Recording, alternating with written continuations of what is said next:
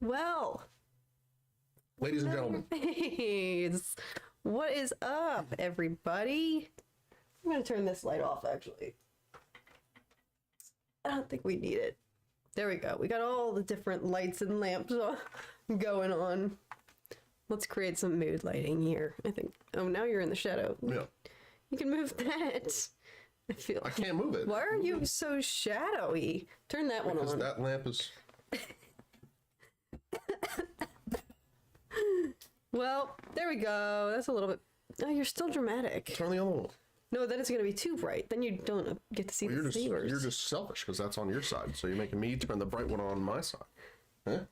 No, if you turn all the lights on, it diminishes the saturation of the sabers in the background. It's getting dark. Okay, Tom can be Sith mode. That light actually looked really good, though. I just don't know why your face, half of it was in shadow. Because the ring light. Because Anyway, thank you guys so much for joining us for the first Dork Discourse. Careful, that light is it's been falling down a lot. Oh my god. I like it better off. You like it better off? I like it better off. Okay, well then we gotta get readjusted. It's moodier. It's more Sith vibes. Yeah. Well, now that we've got tech out of the way,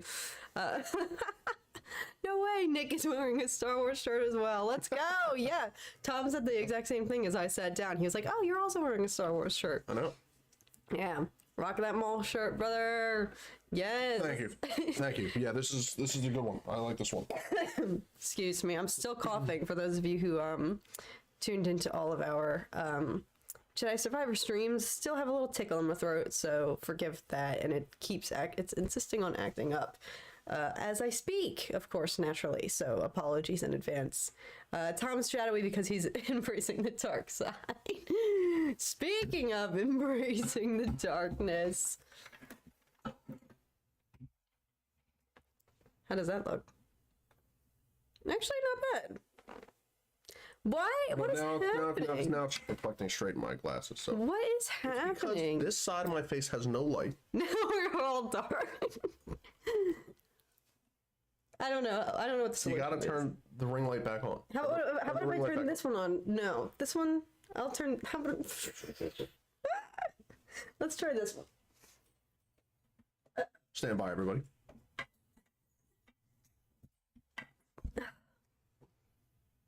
Now do you like that? That's fine. Vote in the chat. What light configuration should we have, everybody? Can you tell we haven't streamed in a hot minute? Welcome. This is good. Welcome back, everybody. Now that we've gotten all the theatrics out of the way, Dork Discourse! What is up, guys? We haven't done one in so freaking long. Literally since Mando finale, right? Did we even do one to cover that? Yeah, I think we did. Yeah, we did. It was just so long ago that I'm like, what? Did we? I don't remember. It was so long ago. I literally, when I was creating the stream today, I was like, when was our last Dork Discourse? It was literally, I think, in like March. So it's been a hot minute since you guys have seen Tom. And it has been a while. For those of you who are joining on our Jedi Survivor gameplay streams this week, I got a lot of questions in the chat. I wanted to do this stream for multiple reasons. One, because both Tom and I dropped off the face of the internet in order to dodge and avoid spoilers at all costs, for the sake, literally fighting for our lives to not get spoiled. Luckily, neither of us were. And so that's reason number one. We also haven't just, I was streaming obviously all this week, but it was so like I wasn't actually interacting with you guys. So that's another reason now we can actually talk and actually chat. So disclaimer now, there will be spoilers discussing Jedi Survivor. In case you have not played, I believe I put it, yes, in the title as well. So warnings all around. If you have not yet finished the main storyline for Jedi Survivor and you don't want any spoilers, feel free. I will not judge you if you want to peace out. Self-preservation. But also, while I was streaming, when I was able to interact with the chat, a lot of you were asking, what does Tom think about the game?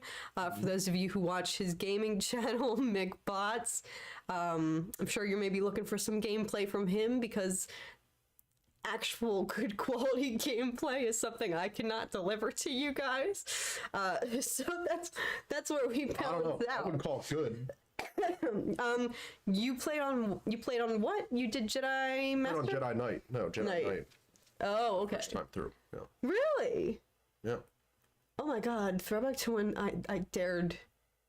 There was a time when I was like, maybe I'll play on Jedi Knight. Because remember, I was replaying. And I told you no. Yeah. You didn't even want me to do Jedi Padawan. No. Which, let's be real, I couldn't keep up for the also entirety of the game. Wanted you to turn the navigation hints on. And F that. you were too prideful for that. No, I wanted to experience the open world, getting lost. the true experience of it. That is the true experience. So that's what we're going to be here to talk about today. We're going to hear from Tom, what he thought of the game. I shared my thoughts last night, but then or rather yesterday afternoon, we played quite early. Apologies that the times that I was streaming were very sporadic and not exactly an even schedule. And sometimes I was streaming at like 9 a.m. on a Tuesday morning. So I never have done that. So apologies. Simply everything. We missed you. I'm glad to see you here. It's good to be back. So happy you got away from spoilers. So many fools tried to spoil it. Yeah, and I think the biggest... I think I was saying to you guys, or maybe I was saying to you. I think I was saying to you, because after everything was done and we had that sigh of relief, like, oh, it's over. We don't have to be so like on edge worried anymore. I think we were just talking and processing and saying like, oh my God, it would have stunk to have some of those things, particularly the big betrayal.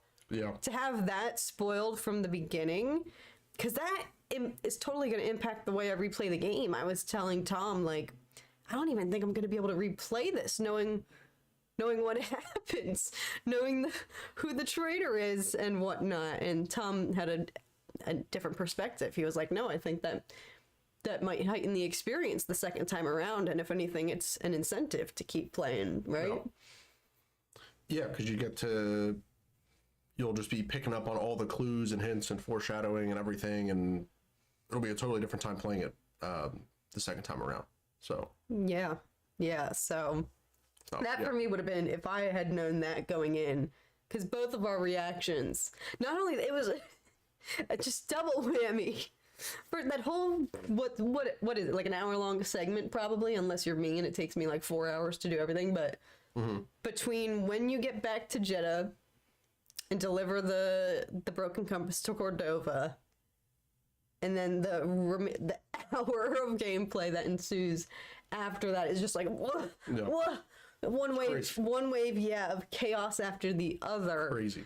With the reveal, like for Bode killing Cordova, stealing the compass, going on a high-speed chase, a speeder chase, which is something that we never did in like Fallen Order. So I was like, you're already angsty, and then you're like, oh shit, I gotta do a new trick. You just cursed, by the way. Oh God! I did. Whoops! Oh my God! Whoops! Y'all know I only let one curse word slip during the entire gameplay, all 8 parts. That's impressive. It was the bile maw, the freaking orange rhinoceros thingies that stunk. I accidentally let an S word out. Apologies, everybody. I hope we're 30 seconds in. I think That's we fine. are. They changed their rules too, so. They did? Yeah, they're looser now. About like 5 or 10 seconds or something that you can't. Yeah. So you just can't open the video dropping an F-bomb? Or have it in the text, in the title, or the thumbnail, anything like that. Easy enough. But yeah, I think I probably cursed like every time. Whilst playing? Particularly in the boss fights. It was tough not to. It would not be publishable content. Vulgarity. Share what happened to you though when you fought Dagon. I think we should go into a boss fight ranking and just talk about each of them. Okay. And I think that's a good segue. Into your predicament. Real quick, Charlie, thanks for plugging McBox. Appreciate that, man. Aw, Charlie. Yeah, there's no Survivor footage on McBots yet, but the plan is to run back through it on Jedi Master and get that gameplay out there. Does it go Knight, Master, Grandmaster? Yeah. Yeah, I was joking that I would do playthrough totally unserious on Grandmaster. No, because you wouldn't even get past one level. I think I could do it because everything other than the combat is still the same, right? The parkour, the puzzles, the mind games, but the combat, like, you know how story mode I was watching you play Fight Vader on story mode, and it would take you like 3 hits with the saber to get to the next cutscene. Right. Each hit was like 10% off his health. Grandmaster, it's like a hit you won't even see it go down. True. And your parry timing has to be perfect. No, There's forgiving. nothing forgiving with the parrying. So if you don't know how to block, then you are completely SOL.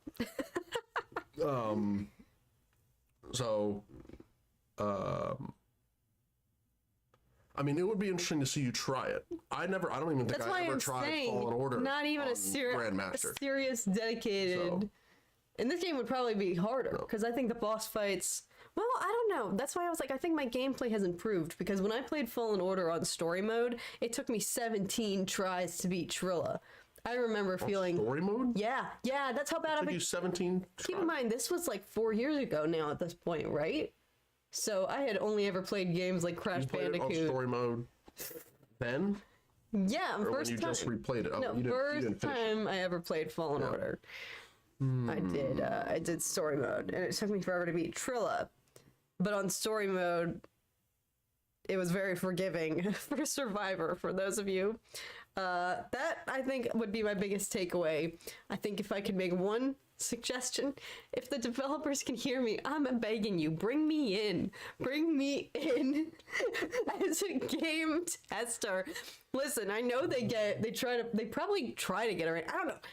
My guess is they probably go to hardcore, actual sweaty gamers, like people who do it for a living, like actual legit gamers, streamers, to get their input. But that's my suggestion. Come to people like me who can't play to save our lives. Because I feel like I could have said, it should not take me one try on story mode, and then it was still taking me like 8 tries. The point of story mode is you don't die. You can play the whole game without dying one time. That's the point of story mode. I died a lot in Fallen Order still, so I guess I'm just bad. But anyway, we can talk about that. Speaking of dying, do you want to get into all the boss fights and everything? Or do you want to share your overall thoughts? Because nobody has heard from you whether you like the game. What did you think of all the new skills, gameplay, story? Why don't you share your raw opinions? Sure. Overall, it was incredible. Overall thoughts it was awesome. Totally worth the wait. An improvement to Fallen Order, and Fallen Order was already awesome. So overall, I don't really have anything constructive or negative to say whatsoever. I would be curious. I guess the one thing would be just the performance. Like, there were some scenes and shots where it looked a little off.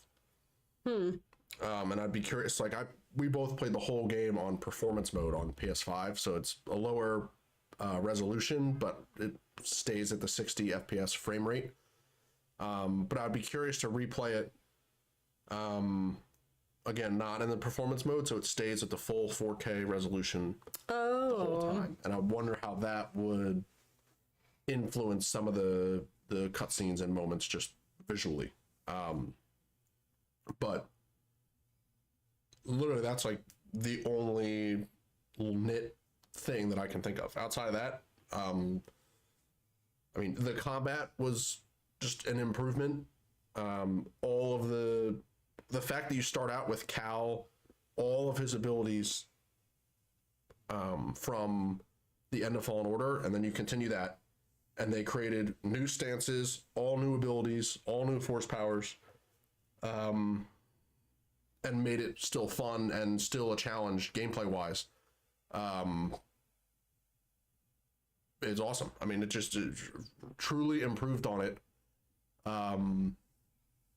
Totally in combat and force power and even parkour. Yeah. Right? The exploration, the navigation. They made the map better also. The map was easier Oh, I think it was. Yeah. No, it was because you could see 3D objects, different levels, things were more clear. Yeah. The color coding of where you could access and where you couldn't access was a lot clearer. Yeah. Yeah. No, even as a navigationally challenged person, the map I feel like I was using the map way more in this game just because I knew it would be helpful to figure out. Like, I don't know. Yeah, no, my whole thing is I'm like, it's going to be such a challenge to ever go back and replay Fallen Order now, which I think this is very successful. But you should know those maps already. No, I'm Play saying, that game like 3 times. I'm saying all the new added parkour abilities, force skills, the amount that you can dash and jump, and just the fact that the sheer fact that Cal is way more advanced than he is in Fallen Order, like, I applaud them because all this time I've been like, how is this game going to beat Fallen Order? They started with a perfect slate. Like, it's so... How are they going to top this? Because I think that game literally altered the course of all of our lives. It was so good.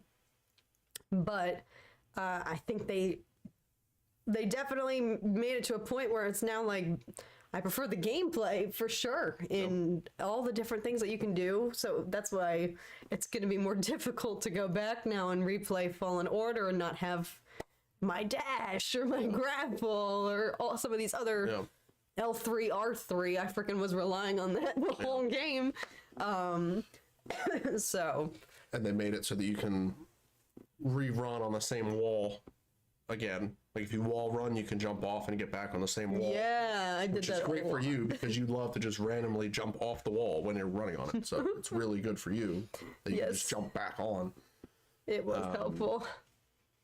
But yeah, so combat wise, force wise, navigation wise, obviously, just running on next gen, it looks overall cleaner and sharper than it did on, PS4 or, Fallen Order originally looked like on PS4. I will say the remastered version of Fallen Order on PS5 also looks really good. Oh yeah. And the difference between Survivor on PS5, Fallen Order on PS5, at least in my head, they're not that too far apart visually, which is awesome because they both look incredible. So everything looks good on PS5. Yeah. It's hard to not look good on the PS5. So then the last thing really is story wise, right? I think it's probably roughly like the same amount of planets that you go to and things that you see as Fallen Order. Story wise, I love how it's a continuation.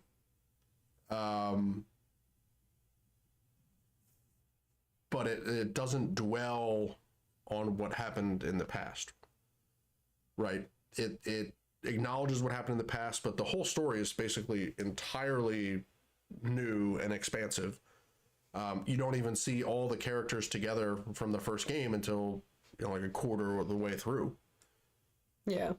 Right, when you finally get to Jeddah.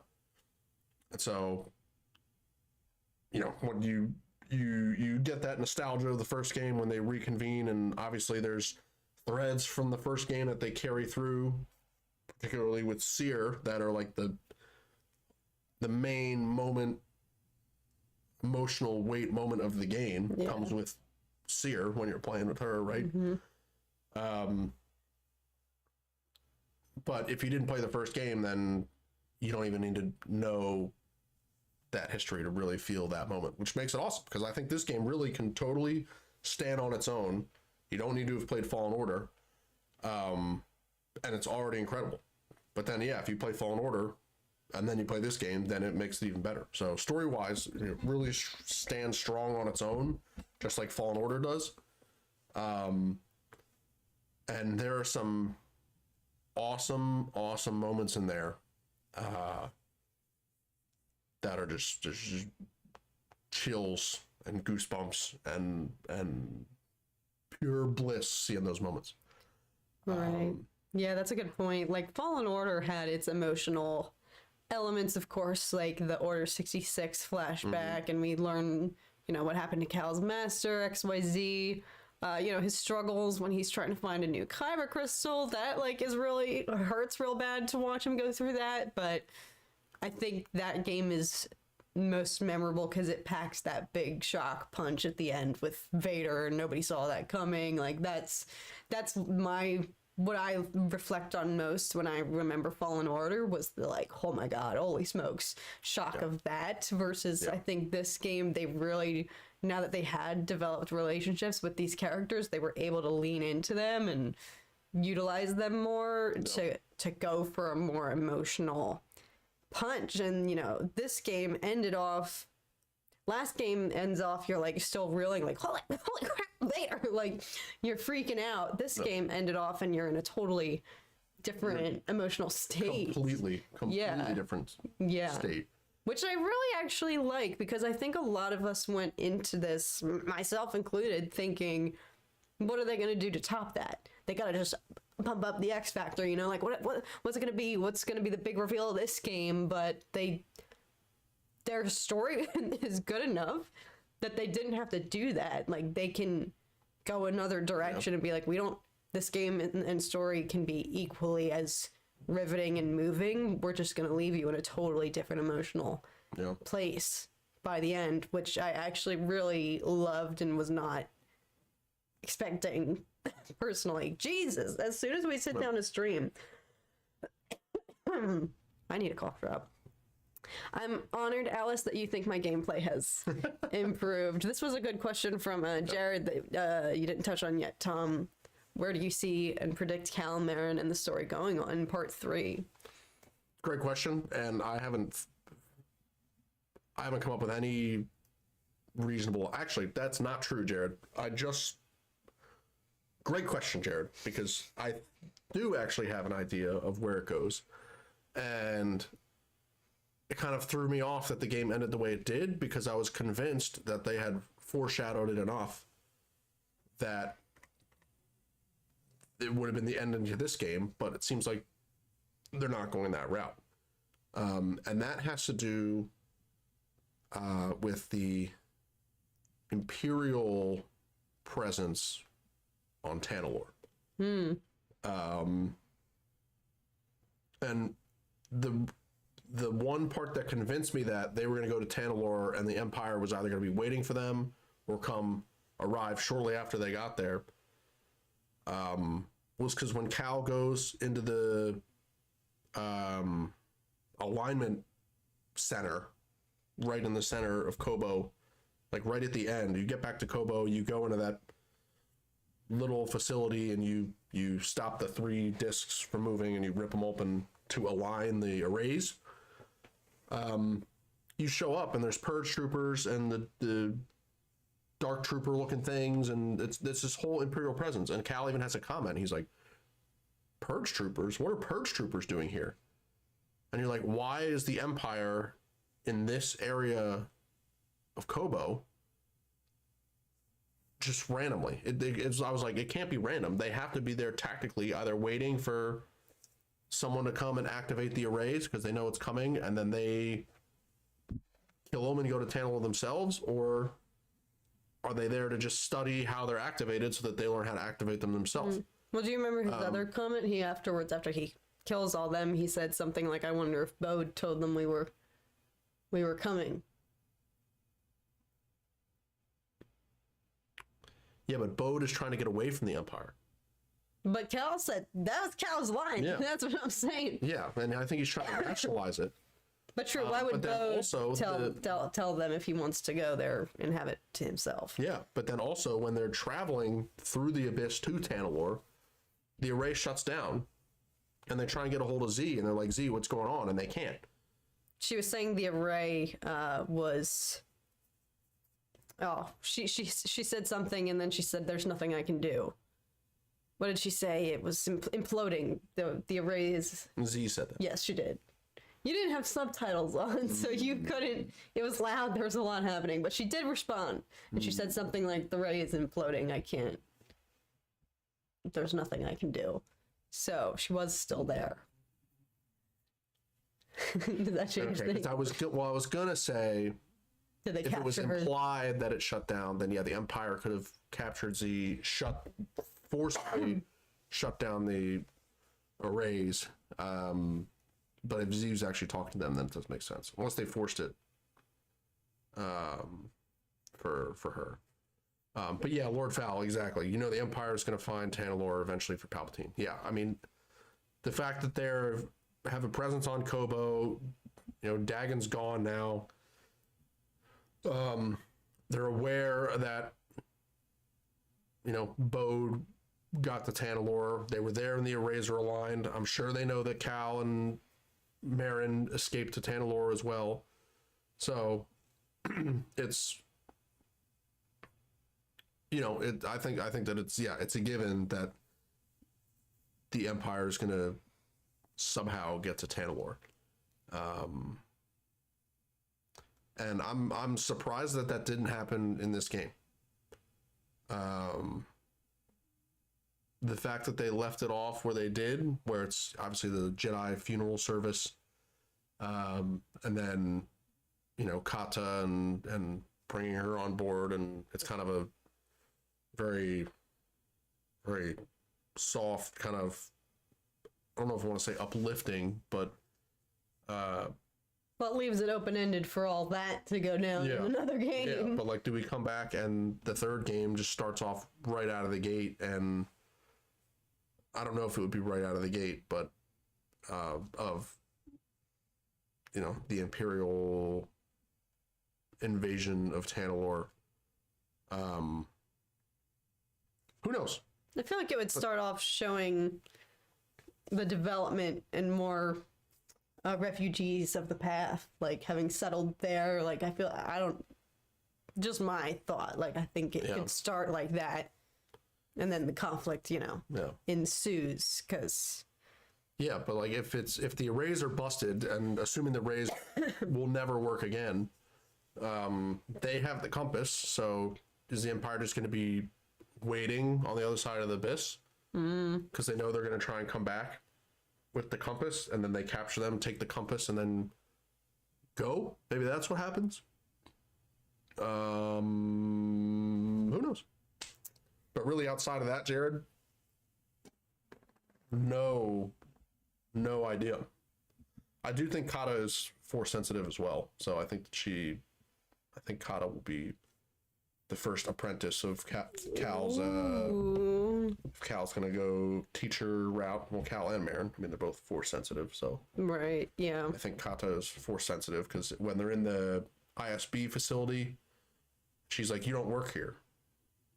Cal says, "Oh, you're the first person to notice that," and maybe that's just the intuition and wit of a child that they were going for, but I don't know. Her dad was a Jedi and force sensitive, so I don't see why she couldn't be either. So yeah, I think so. Do you want to speaking of her dad, do you want to segue into boss fights and whatnot? I saw people chatting about Vader and Ravis. I'm also very honored that you guys, I love that simple quote in a moment of just sheer terror and fear. I have no health left. I love how it has stood the test of time and that y'all appreciate it. If I ever were to do merch, that would be the only thing I would do, like as an inside joke for those of us who know it. But I have mixed opinions about YouTuber merch. I feel like there's already so much waste and whatnot. It's not the most sustainable from a sustainability. Like yes, like clothing production. Unless I really, really love the design. I've said this before though. I would never do merch unless I actually really like 1,000% loved it for those reasons. Like, but also because I feel like there's so much pointless YouTuber merch anyway. Like everybody just capitalizes on the fact that you can. Yeah, but it's if you have your like. It's like a brand. Yeah, People I know. love that quote. I know. And you come up with a cool design. Like I can think of a cool design right now. If you've got like either like maybe like a not like a actual picture of your face, but like you're like a silhouette of your head with the gaming headset on, and like just like a shock like, and then I have no health next to it, and then you could put like a Like Yeah. that could be in the center. The back could say, "I have no health," like a jersey across the top of the back. Interesting. Like it could be subtle. So that I don't think would a actually picture wear of it my versus. shocked game face. No, but it wouldn't be like subtle, your yeah. actual face. It would be like a cartoon, I know. silhouetted sketch. I think you looking mean thing. like contour line, Yes. not silhouette. Yeah. Yeah. Yeah.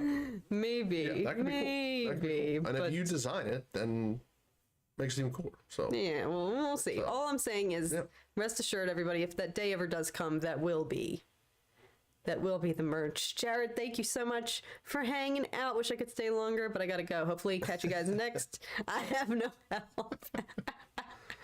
Yes, our health was especially low in this game because, yeah, I definitely noticed that more this time around playing on Padawan level. Not even anything that significantly difficult, but even just on that level, I noticed versus story mode, I was dying way more frequently in this game. Probably averaged like 1 death per minute, honestly. Where are we? But yes, we were going to discuss boss fights. Yes, I saw some comments about Ravis and Vader seemed to parties, and I would say that's true. Ravis made me want to absolutely lose my marbles. How did you want to rank them, or go in order or whatnot, or just talk about highlight fights for you? well, what do we got? We have Dagon number 1. Dagon. I mean, first one is Ninth Sister. That's true. Big, Ninth big Sister, reveal on Corso. Dagon, Ravis, Vader, Bode. Those are the 5. Dagon times. Yeah, with 3. Dagon a couple times, Bode a couple times. Those are the 5 actual bosses in the main story. Yeah, I mean, Ninth Sister, I mean, she was the first one, pretty easy. She was also pretty easy in Fallen Order. Fallen Order, yeah. Not that bad at Fallen Order. Jerry, I need a save circle. That could be another merch item, too. Daddy! All right, did the light change? Daddy! Oh, it just did something. Here we go. Oh, There our we light go. is changing colors. We got the super chat light, Danny. You're the tester. Yes. Go. Yes, this Awesome. is this was Tom's Can't even idea. see it because it's drowned out from the. Yeah. The, Well, you're the one who told me to turn turn it that off, light on. Turn it off. Turn it off. Oh my Turn it off. Jesus. Well, Turn it's too late now. Turn it off. It already happened. Turn it off. It already happened. My stomach. Oh my God. Yeah. Now you can see it. I mean, if we just did the whole stream in Sith mode, Yeah, we'll turn it. Yeah, turn that back on. we'll turn the little lamp on. Yes, apologies, Danny. Yeah. You could see it a little bit. Yeah.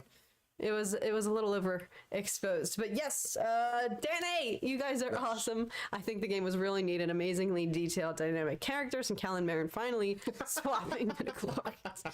Danny, you're hilarious. Oh, they did some serious midichlorian swap. Oh yes, Some serious midichlorian. I mean, I think we all were rooting for that. Yeah.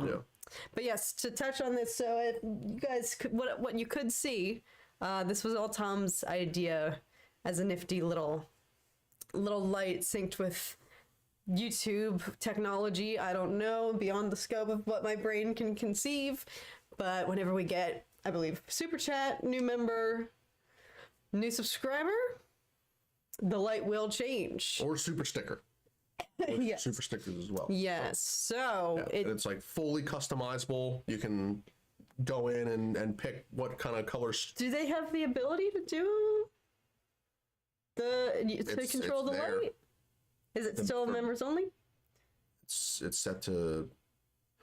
Yeah, it's limited. Yeah. Okay. To members. So if you are a member, you have the capability. We can test it because I know we've got some members in the chat. You have exclusive capability to, if you wanted to type, for example, you would have to do exclamation point and then type a color. I think it would turn the light said color. So if y'all want to experiment, it should. Yes, It should. We haven't tried. It's the functionality's there. It's all coded up. So all right, Charlie said green. There it is. Confirmed. Oh my god! Confirmed. It works. That is so cool. There we go. Yes, Charlie. Thank you for testing. You can't tell on the. What if I turn the brightness down? Does that? Actually, that might help. Does that help at all? Let's go to. It does. Yeah. Okay. You can see what color it is. Yeah, brightness all the way down. Good. Yes, nice. That's Charlie. And then it stays that color, right? Like it will. Yeah, it'll stay green until it resets to a different. Until someone changes it. Right. So, I'm glad y'all think it's cool. Purple's one. Oh. And red was also one. Come on.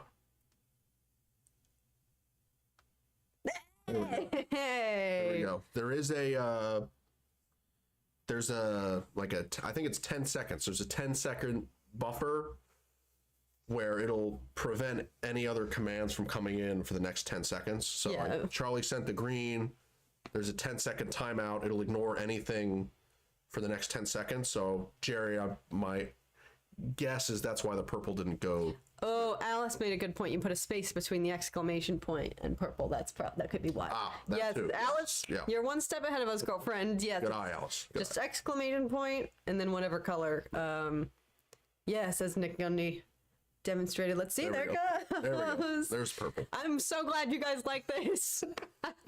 Tom went on a deep dive in researching this stuff.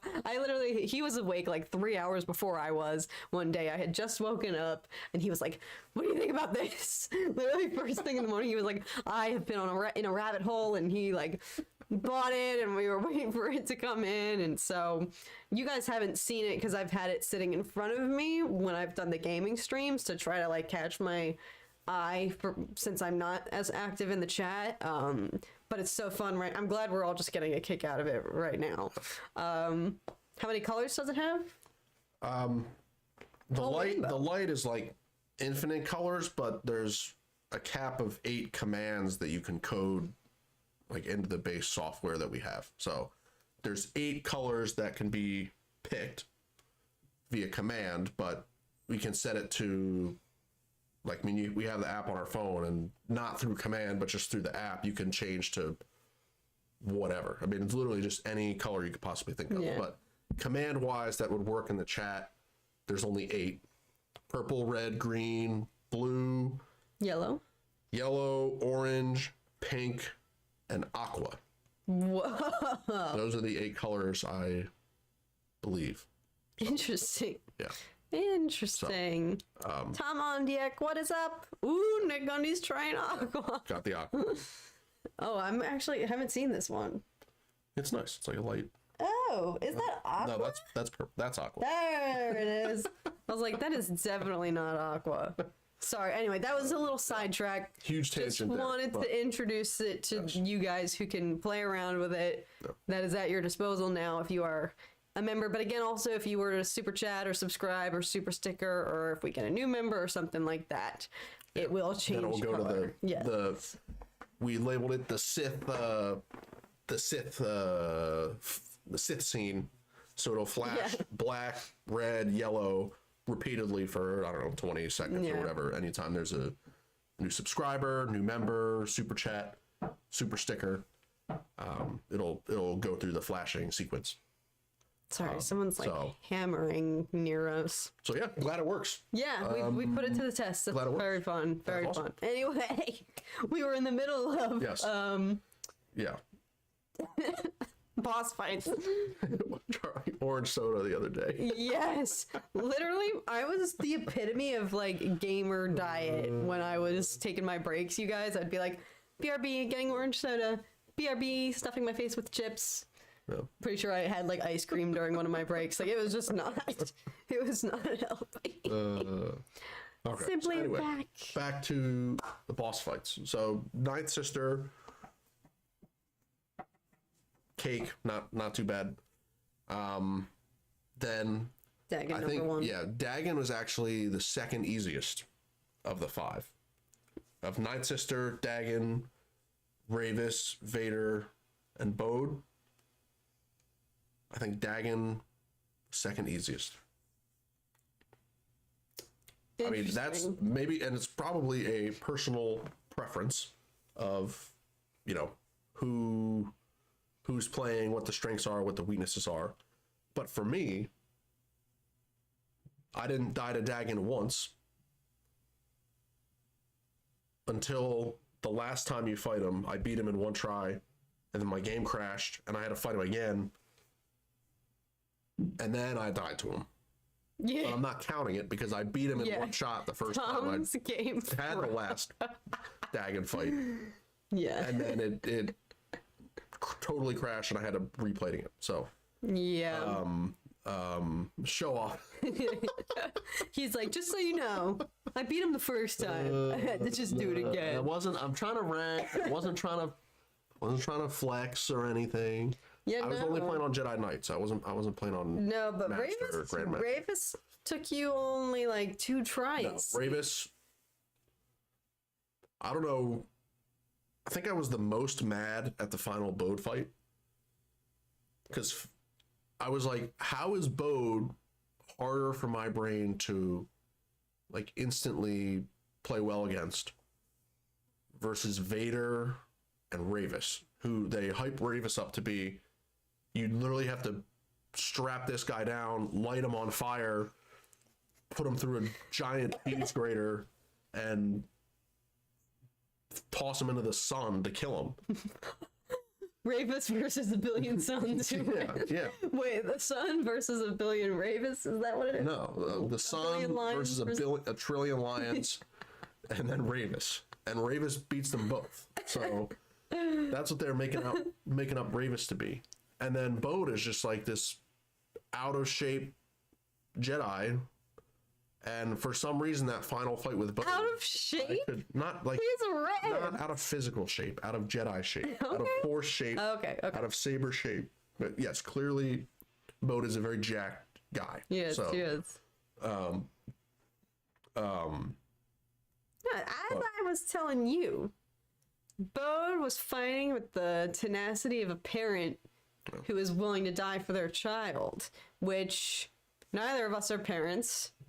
That would be a shock to each of us if we were to be like, actually, neither of us are parents.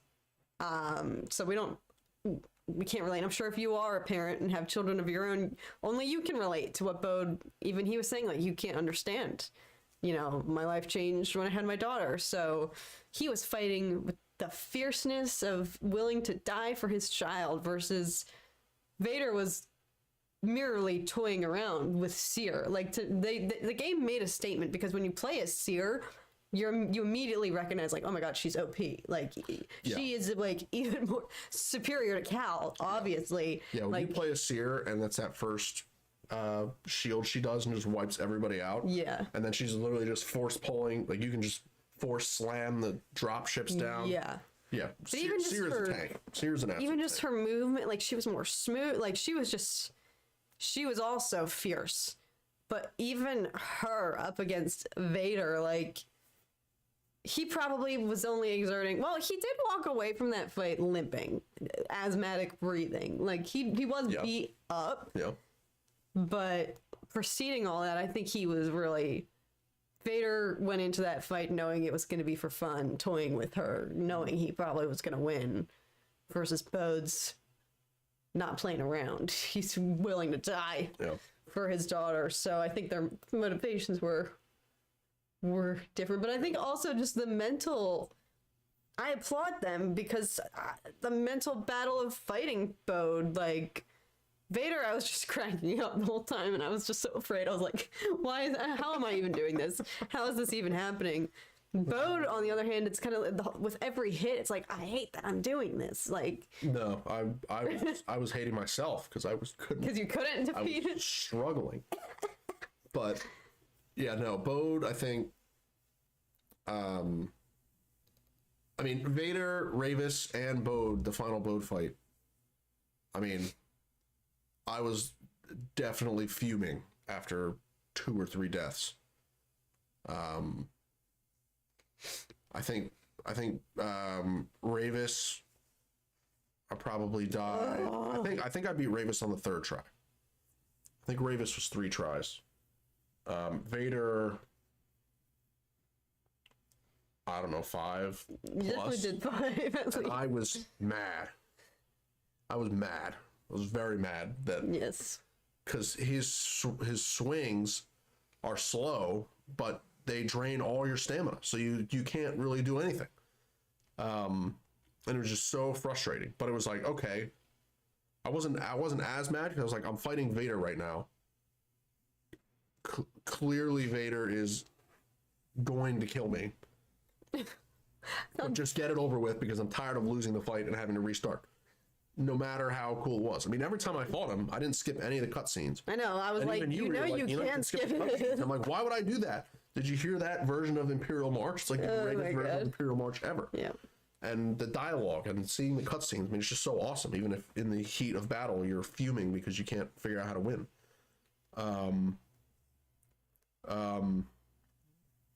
So Vader, like, I was mad, but it wasn't that bad. Yeah. I want to read Versus Bode. The anger I had at Bode, because I was like, why is Bode proving to be so difficult when I suffered through Vader, suffered through Ravis, even beat Dagon, and now I've got Daddy, who I'm struggling with repeatedly. He also had losing more to. gadgets. He had a lot of the. He would literally strap grenades to your chest. Like he had a lot more at his disposal. Yeah. A gun, saber, grenades, the shockwave thingies. He had like the whole package going on. Yeah.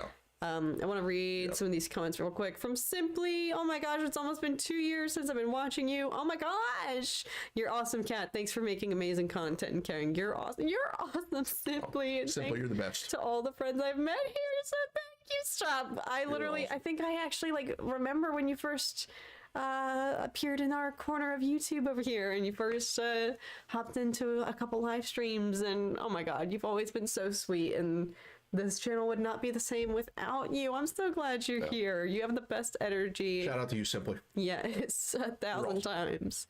Bully McGuire, interesting. Yes, sure. We don't know what people are saying because we have not been online, so this is news to us. Everyone is saying that Vader was nerfed in this game and that he should have defeated Seer in 5 seconds. I don't think Vader should have struggled that much, but I do agree Seer can put up a good fight. Thoughts on that?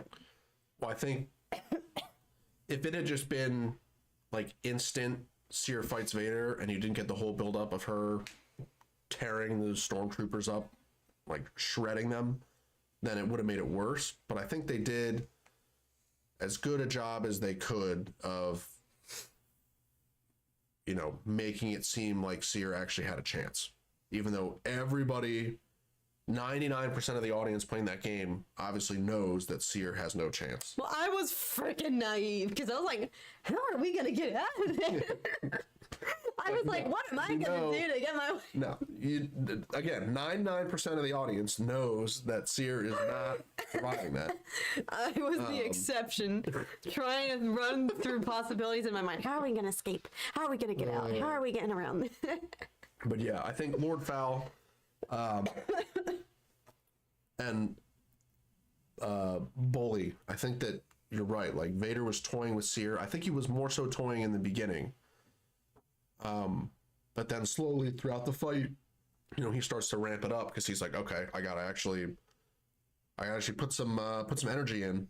And yeah, Seer is a Jedi Master, and he just spent the last 15 minutes run around literally shredding stormtroopers and ATSDs and dropships to pieces. So it's like, yeah, they set her up to make her very, very powerful. But yeah, I think Vader initially is very much toying with her, like when he's talking trash about the Jedi history and then Force throws all the hollow books at her and all that stuff. Like, he's totally toying with her. But then after she pulls the bookshelf down on him and he comes up in flames, in that moment, I think he's like, all right, I just got to end it. I just got to end it right now. And I'm going to make this short and sweet, which is why his swings are so much more aggressive and rapid and powerful. But yeah, he does. If I had a nitpick, I would say that I don't like the idea of him being like limping out of there.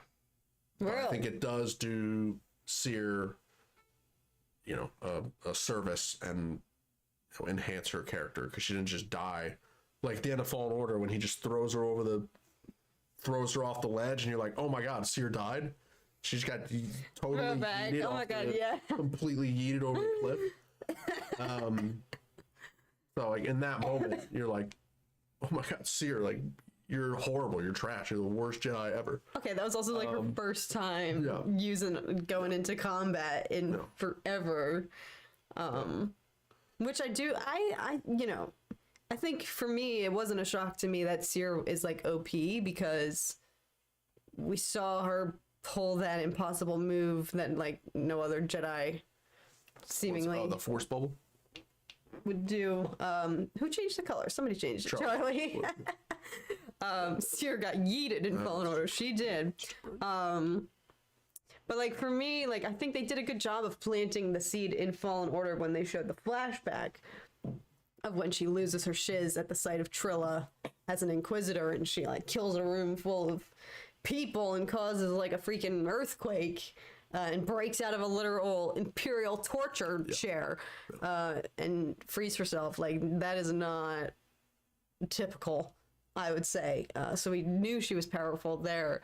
And then when we see what she does, again, this is after being straight up cut off from the Force, no promise of coming back, like, for years. We see what she does to create the Force bubble around herself and Cal against Vader.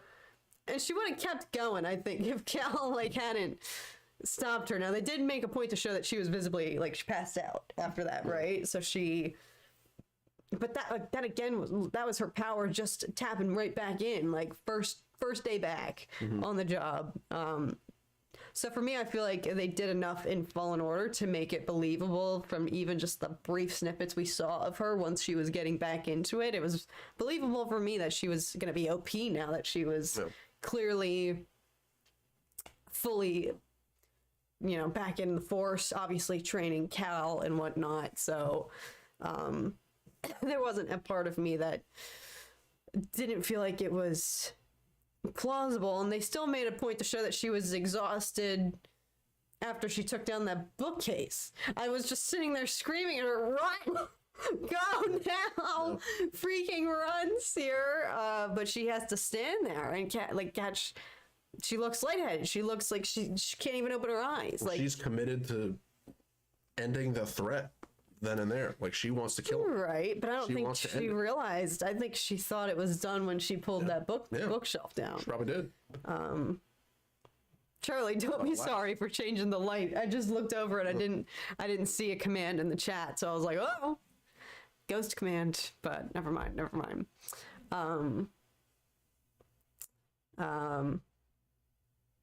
But yeah, I almost did green, but just wanted to see. No, experiment away.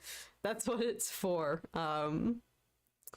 That was an awesome time lapse as Seer was dying until Cal got there, and that amazing. Oh my god, yeah, like the acting in this game, and just the like.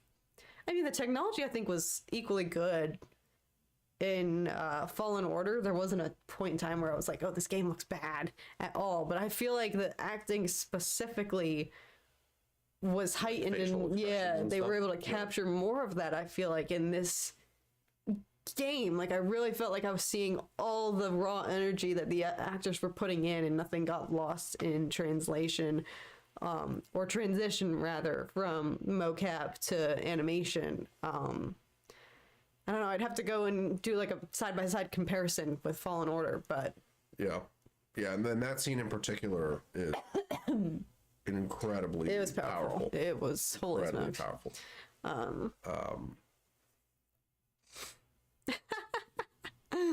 Simply, that's a funny comment. Luckily the light is not active.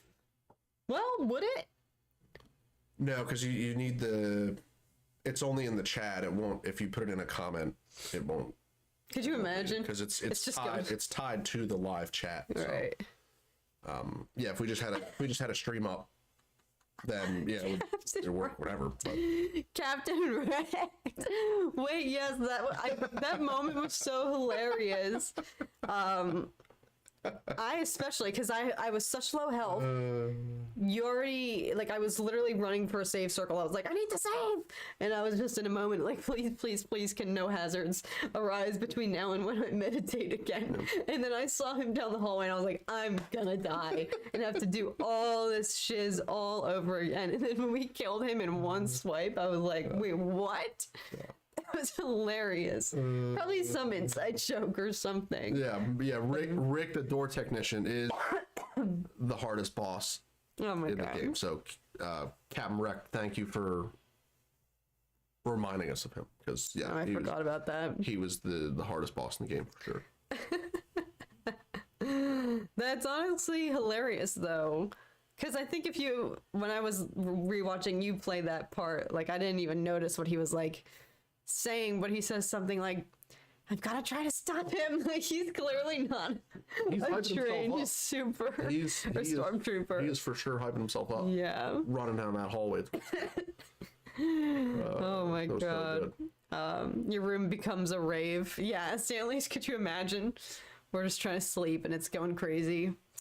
Yeah. Well, there's that 10-second buffer, so it wouldn't go totally True, crazy. true. It'd be a subtle change. But Yeah.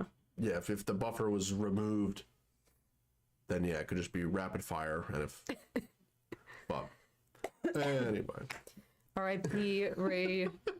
Ray Stevenson. Yeah, I know. It's definitely, watching Ahsoka is not going to be the same, since it's just, it's really, really sad. It's going to be sad. The show's going to have like bittersweet. It's just, it's rough. What's that for? Why don't we see Tom play a game? What are you doing? yeah, well, because the mic's putting a shadow on my face. That's why I'm so dark. Oh, it's back here. No, we should just not use the stand anymore. No, I like it. I'm perfectly eclipsed behind the mic. That's why I'm so dark. This is the Star Wars eclipse that everyone's been I'm the waiting. eclipse. Why don't we see Tom play a game? You guys can. So are you going to be filming gameplay now that because you said you wanted to just play the game, be able to hear the music, because that's a thing about streaming. You can't play for copyright reasons. No, today was Ray Stevens' birthday. Dang, that is Captain so Wreck, sad. is that who you're talking about? I think so. Oh, that is so sad. man. That's true. But yes, you can't, when streaming, there's the limitations with copyright and music and whatnot. So Tom did a playthrough of, he played the game, got his, got it in his system, was able to listen to the music. So are you going to be doing what you did as a pregame with Fallen Order to for Survivor here? Are you gonna film your gameplay? Yeah, that's the plan. Go back through and play it on master difficulty, and We can lower this. yeah, I'll do commentary and Oh, frick. no commentary versions again. Yeah, it seemed like people were enjoying them. I had fun doing it. So yeah, that's the plan. I mean, it won't obviously be my initial reaction, because I played through it on Jedi Night, finished it up, which is why we're streaming now, so we can talk about it with you guys. And the saving off of the footage does take longer than just streaming it live, because you just stream it live and it's over, versus export the footage and upload it, and it just takes a while. Right. Especially because I want to, like with the Fallen Order, I wanted to make sure that it's at full resolution and full frame rate, so that it just, like, in my head, like, I know when a game first comes out and I want to check it out, I'm going to all the videos that are like, high quality, highest graphics, look how good this game looks, and I love watching those types of videos. So I know. Well, that's the second time you've tugged You on don't that put the mic on the wire. stupid stand. Oh my goodness. That is I am a Sith, Jay. I'm an eclipsed Sith, and I'm about to force shatter this room. Oh my Yeah, switch it to red, Charlie. Switch it to red. Oh my goodness. Oh yeah, there we go. Yeah. That's the energy in the room right now. Have either of you done the bounty hunter missions? No, neither of us did. Not. But we did through sitting and watching the credits, and I went and looked it up on IMDb as well and saw it there. We did both see a spoiler in regards to what those bounty hunter missions are, but I'm not too upset about that. Like, Yeah, well, that got spoiled for me like the day the game came out, or even before, because I like went on social media and it was like the night before. saw a picture of Cal and you know who. I was like, oh, well, that's nice. So Thanks. Zach, Is the light gonna do it? Yes, I welcome, sir. Welcome. Zach, welcome to the apprentice level. Oh my goodness. Thank you, my friend. Exciting. Maybe it doesn't change if it's already, because I think Zach was already a member. So maybe it doesn't change if you adjust levels. I don't know. We're experimenting with our new light here. That it's supposed to. Maybe it doesn't change if you just move from one level to the next or something like that. No, it should have. Let's see what the. Oh, actually, it didn't. Maybe it didn't come through yet. I think sometimes the event alerts take Longer? to show up because it's not even in the log in the software. So Interesting. We'll find out. So interesting. We'll Unless see. the member functionality is broken, which may be because there is this funky alert thing that pops up, and I haven't figured out what that means. But We'll anyway, see. We'll see. God dang well, that's awesome. spoilers, says Charlie. You two should dress as Cal and Marin. Yo, maybe Celebration 2025. Kat, you must be tired from all the Survivor streams. No, I mean, it was fun. And I wanted to just finish the game because, you know, especially after we made it so far, like there was the incentive to get through it.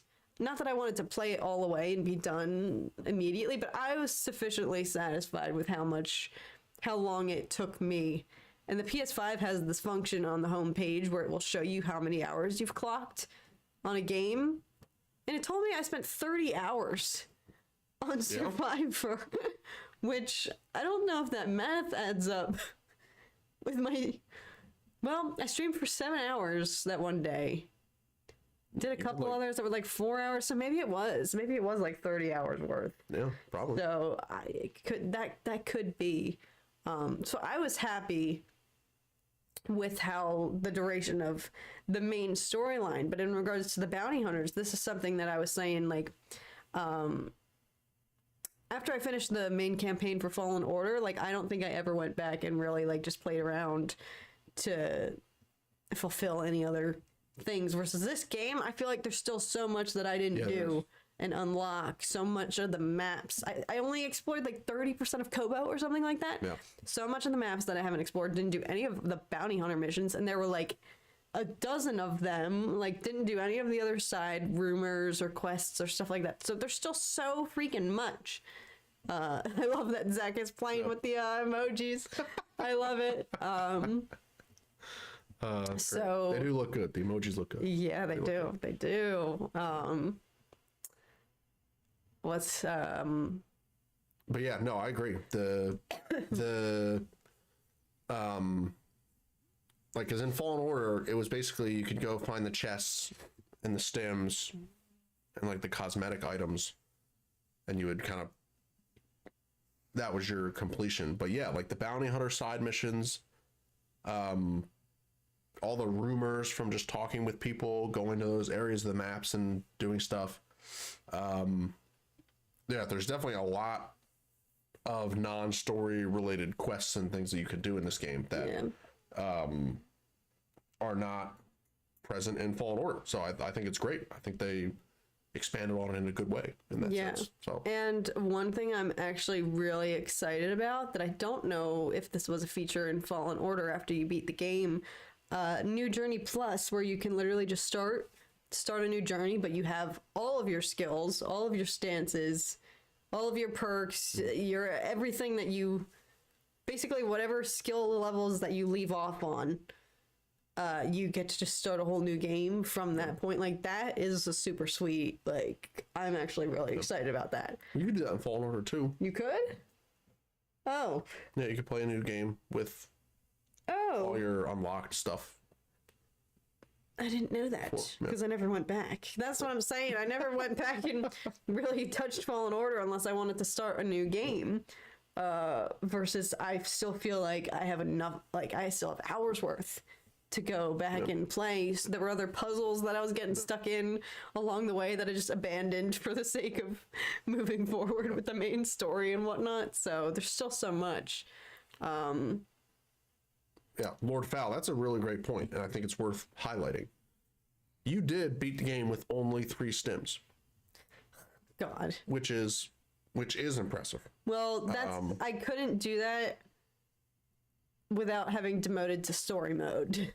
Because story mode was so forgiving that I could go through Vader without using a single stim. I'm pretty sure. Yeah. Story mode was extremely... But no, the 3 stims was super hard.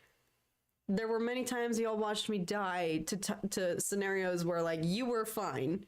You would survive and make it out.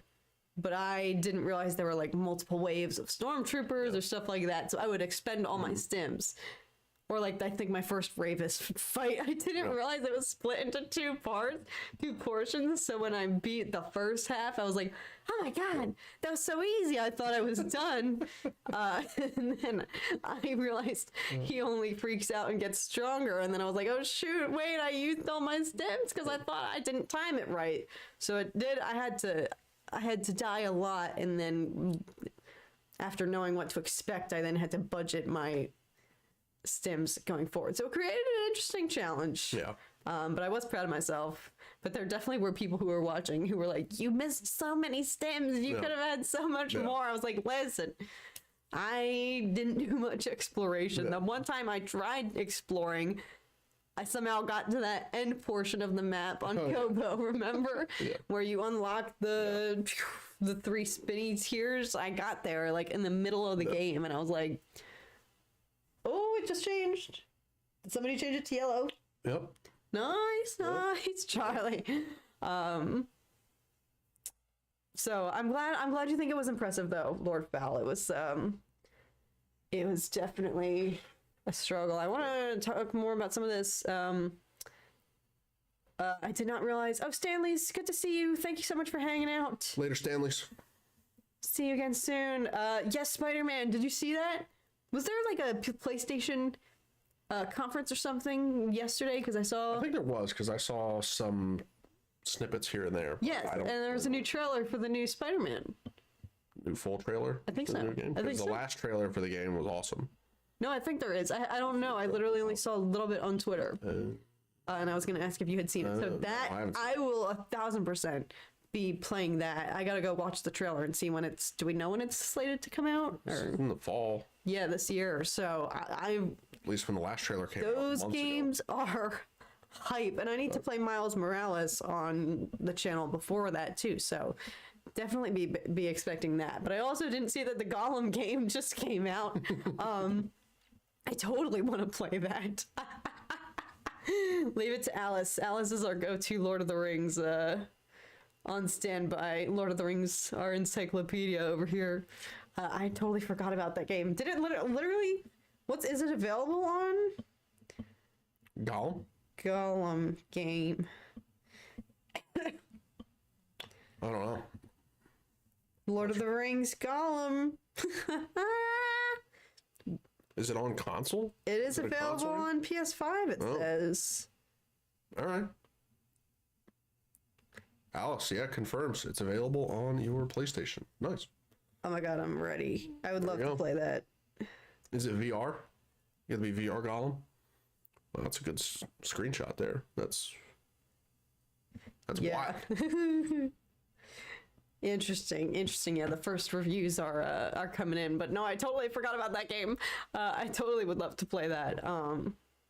Yes, it was a gameplay trailer. That's right, Captain Wrecked. Yes, it was a new Spider-Man game confirmed. Lord of the Rings, you say? Yeah. So yeah, definitely. These gaming streams were fun. I've never done I mean, we did a lot of gaming streams for like Force Unleashed and stuff Yeah, like you that. did the whole Force Unleashed. But I wasn't doing that like 7 days in a row. I think I did that like one stream a weekend or something like that. We did Lego versus- Star Wars. We the two did of do us. that. And we 7 never actually days in a row. finished it. We never actually finished it. You finished it on your own. Oh yeah. I never Yeah. played the last two games. Not for any reason of bias, but I think I just was burnt out when we actually were playing it. Yeah, you finished all of Arkham Knight. I've never quit on a game, but I know Bully McGuire, I keep saying I'm gonna do Force Unleashed 2. I think I'm finally ready because that game was also so taxing for me emotionally, mentally, physically. I needed a break after it. But I've heard good things about the second game. So it's, I think, literally been over a year now since I completed the first part. So I think that's long enough that I've recovered and I can go in now, not dreading it. So yes. Ooh, new Assassin's Creed Mirage. Assassin's Creed are games I would like to play. You had Valhalla. But you just didn't get into it. Still have it. Yeah, I've never. I don't know. I mean, I'm not outside of Star Wars gaming. Like nothing really grabs my You liked what's that attention game? like it used to. I mean, The Last of Us, incredible. Yes. That's probably the biggest non-Star Wars gaming exception, besides like FIFA. That I really got into. And even like Fortnite, like when Fortnite has the Star Wars skins like they just had and Force and lightsabers and stuff, then yeah, I've been grinding Fortnite. You played that game. Oh my god, what is it called? Horizon? You liked Horizon. Horizon is awesome. Horizon is You liked another Horizon. open world-ish story game series that is awesome. So if anyone hasn't played the Horizon games, Zero Dawn and Forbidden West, those are awesome games. Zach, thank you so much for hanging out for a little bit. It was good to see you. Enjoy your as much as you possibly can. Enjoy your shift tonight. Thanks for pre-gaming with us for a bit. But no, what is the name of that other game where you it was kind of a choose your own adventure type. You were that kind of like superhero guy. Oh my god, Infamous. Oh, Infamous? Is that actually what it's called? Yeah. Oh, you like have that to like game? Infamous? Yeah. Well, yeah, because that game's like 15 years old. Oh, so that was just Came out like on the PS3. a That's like nostalgia play. yeah. That game series is awesome. Awesome. Infamous. If anyone's played the Infamous games, those games are phenomenal. So much fun. So much fun. I love whose comment is it here, Danny? I think the video of yours I've rewatched the most is the Arkham Knight Batmobile stream. It is better than therapy. I look back on that stream and I'm like, I was possessed. I was like, I literally have to disassociate and I'm like, this is not me. I'm watching somebody else because I legit cannot believe that like our neighbors were not pounding on our doors saying shut the F up because I was screaming. I was so irate. I'm glad you think it's better than therapy. If it works for you, I watch that stream and my blood starts to boil all over again. Like Do you rewatch it?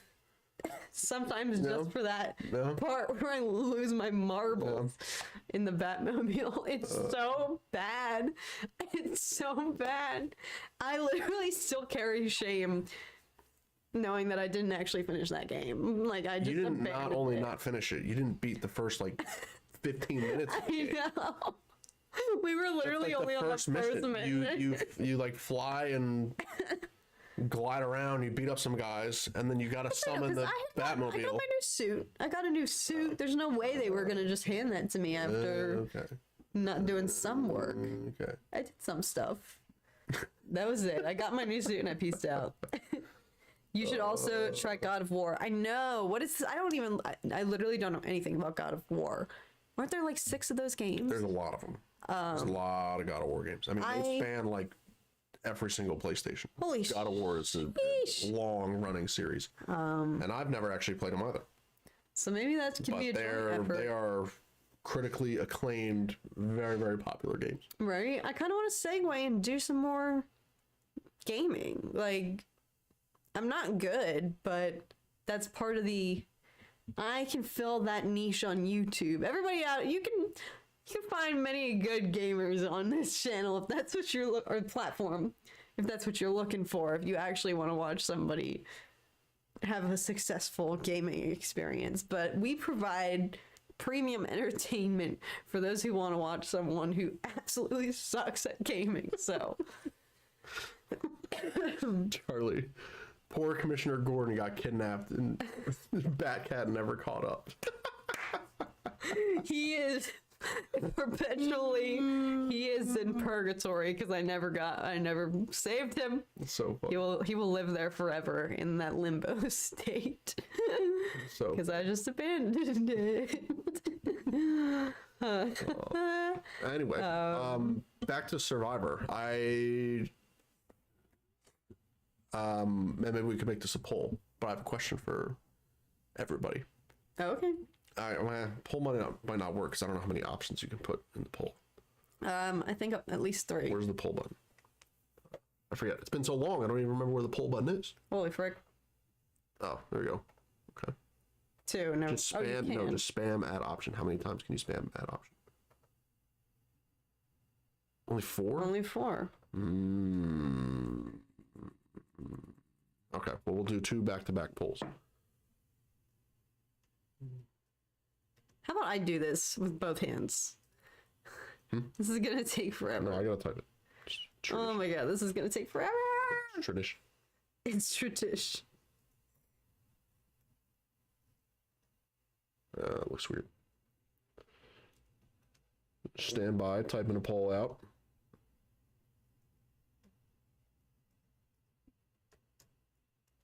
Now I just got to remember. Let me copy that. I can't copy this. What's up with this computer? Okay. Okay. Oh yeah, it's a shame. Kyle, what's up? Okay. We need some hold music. I know we do for whenever Tom insists on doing his polls. That takes forever. Can you have multiple polls running at once? Oh, please no. No, you can't. No, you can't. No, I'm not trying to spend another 10 minutes here watching you type. Okay. Okay. Well, we just put the poll in. Those are the first 4 options. If you didn't run any of those options, we'll put up another poll with the purple, pink, cyan, and white. So I feel like these are some popular ones, though. So, although the other, actually, we'll see. purple and pink is the colors I chose. Yeah. Orange, popular. Okay. Was orange a new addition in this game? No, I don't think so. No, well, orange in the first game was like pre-order thing. Oh, I see. But like I know I pre-ordered and I know I ran orange the whole time because it was pre-order thing. Oh, really? And it looked good. I mean, it matches. It's a good look for Cal. It is. Being an orange-haired fellow. So yeah, it's a good look for him. So and it looks smooth, looks clean. But Red is on the corner crying. Yeah, that's right. Yeah. Also, I saw that at least at the end, you unlock the red saber similar to Fallen Order, right? You play the game, you get the red saber that you can run through the second time. But then there's also this party saber.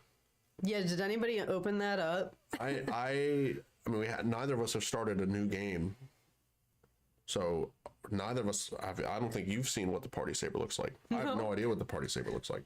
I'm just assuming that it's just a strobe, like rainbow color thing. But party saber goes through all the colors. That's sick. Okay. That is so cool. Yeah. Is it constantly just changing, or is it like our light? Will it go to one temporarily and then shift to another, or is it like a strobe? It's a party. It's got to be all at once. going weaving in and out. Yeah. Party saber. What is this madness? That's funny. All right. Well, in this poll, we got 10 votes. Oh goodness. So we'll put up the next one. but I don't have to type it all the way out. Can again I please because type? pasted. No, it's tradition. No. Purple, pink, What are the other ones? Red cyan, and white. and white. Yeah. Oh. And there's like indigo. magenta and indigo, but those fall into purple. For the sake of having 2 polls only, Okay. we'll go with purple. Okay. And it logs the stats in the chat so we can see and compare what the Yeah, the overall. party saber was called a rainbow saber, but all it does is cycle through colors when you swing and attack. 1 color per swing. Interesting. Okay. Okay. So it's not a continuous. Yeah, I pictured it being like a rainbow. Yeah. I guess that would be too cool. Yeah. I gotta vote in this poll. Oh, I didn't vote. Yeah. I guess I can. No, I can't. You can. Can I vote on here? No, you can't. No, you can't. Huh. Oh, well. The creator can't vote, but I can vote on my own account. Yeah, because I ran the white saber the whole time. I was really feeling the white saber. I had like the white. That was new, right? Cal was decked out in the. Yeah, that was new. Cal was decked out in like white robes. I forget exact outfit that he had going on with the white pants. He was totally whited out. I whited out BD. BD was like completely white with some silver metallic detailing. The saber was basically all metallic. It was clean. It was a clean look for Cal, if I do say so myself. How's this one doing? What do we got? Okay, a lot of white. White and cyan are tied. Interesting. No one with the pink. Interesting. I did pink. No one I with the did pink. I would be the one. Ooh, Charlie's changing the light. Native Ronin, classy, all white, bling bling. Yeah, I think that's what I was going for, and I think it looked pretty clean. Does our little light over here not go to white? Is white not one of the command colors? No. Oh, rats. Good try, Charlie. Do orange. Jerry, yeah, good point. The white because of Ahsoka. Yeah, I mean the white, like the split dual wield saber white looks good. Oh yeah, it looks real good. It was sick. And it looks even better because Ahsoka made it look good. Yeah, well, she has made that color popular. Lack of color, I should say. Yeah. Dang, no pink. No pink. All right. So, All right. should we end I think it? we got 11 votes in here, and then there was I believe 10 in the other. Can you do math? Because I am not trying to divide There's those. 21. Yeah, we got 21 total votes. So orange had 50% of 10, so that's 5. Orange had 5. Orange Yeah, won. orange wins. Dang. Cyan, white, and purple's roughly like 3 something per each one. Wow. Orange had 5. Blue had around 3 as well. Green and yellow like 1 each. So Nice. yeah. Nice. Interesting. Yeah. What's Alex saying about a Lincoln Park saber? What's going on up here? White saber was it? Oh, it would be cool, dark. God, Lincoln saber. Park in My Chemical Romance. Me. That's great. Y'all know that's That my is joke great. whenever I do my Sith makeup attempts on here with the black eyeliner. That's my line. I always say, take the liner and pretend you listen to My Chemical Romance. Give yourself that goth look. Hey, MCR, I still listen to them. So, I low-key definitely had a goth wannabe punk phase Lincoln Park as a is child, so. legendary, all time. All-time band right there. Was it just me, or did it seem like Dagon was calling out Palpatine? When? Where? Calling out Palpatine. Like calling him out, like roasting him? like calling out, like seeking him, or calling out like roasting. I mean, he definitely was throwing shade. He was belittling like this empire. This is really what took over the Jedi Order. Like, he was just savage. Everything he said, he was degrading. His quips definitely were the most hurtful during his boss fights, because he was just absolutely. Actually, Bode had a good one. He said, what did Bode say? He said, "Learn how to fight," in the final boss fight, and I was like, "Ow, that one hurt." On that mic, when was Dagon talking into a mic? I don't know. I can't recall. Word foul. I'm stumped. I mean, he definitely like. Oh, Daddy! Thank you again. Wait, let's wait for the light. Let's see what the light does. There it Oh, is. It's been done. Daddy! Apologies for the subject change, but I'm curious. Do you think that Star Wars could function somewhat as successfully if they did a Hamlet/Macbeth style trilogy about political/Sith antagonists? Ooh, first off, thank you again, Danny. Don't ever apologize for changing the subject. That's like what I do for a living on this channel. I do it all the time. Frankly, I'm totally down for something like that. Like, I think that would be sick. Mm-hmm. However, I think... See, I love that type of stuff. A Hamlet or Macbeth style trilogy, like Sith antagonist, like I would... That is a super niche, the style, the content, like I totally love that.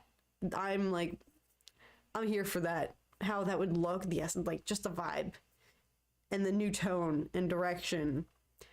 Unfortunately, I don't think it's very in line with what was the full point? I don't think we would ever, with the current state of Star Wars, which definitely veers toward more family friendly.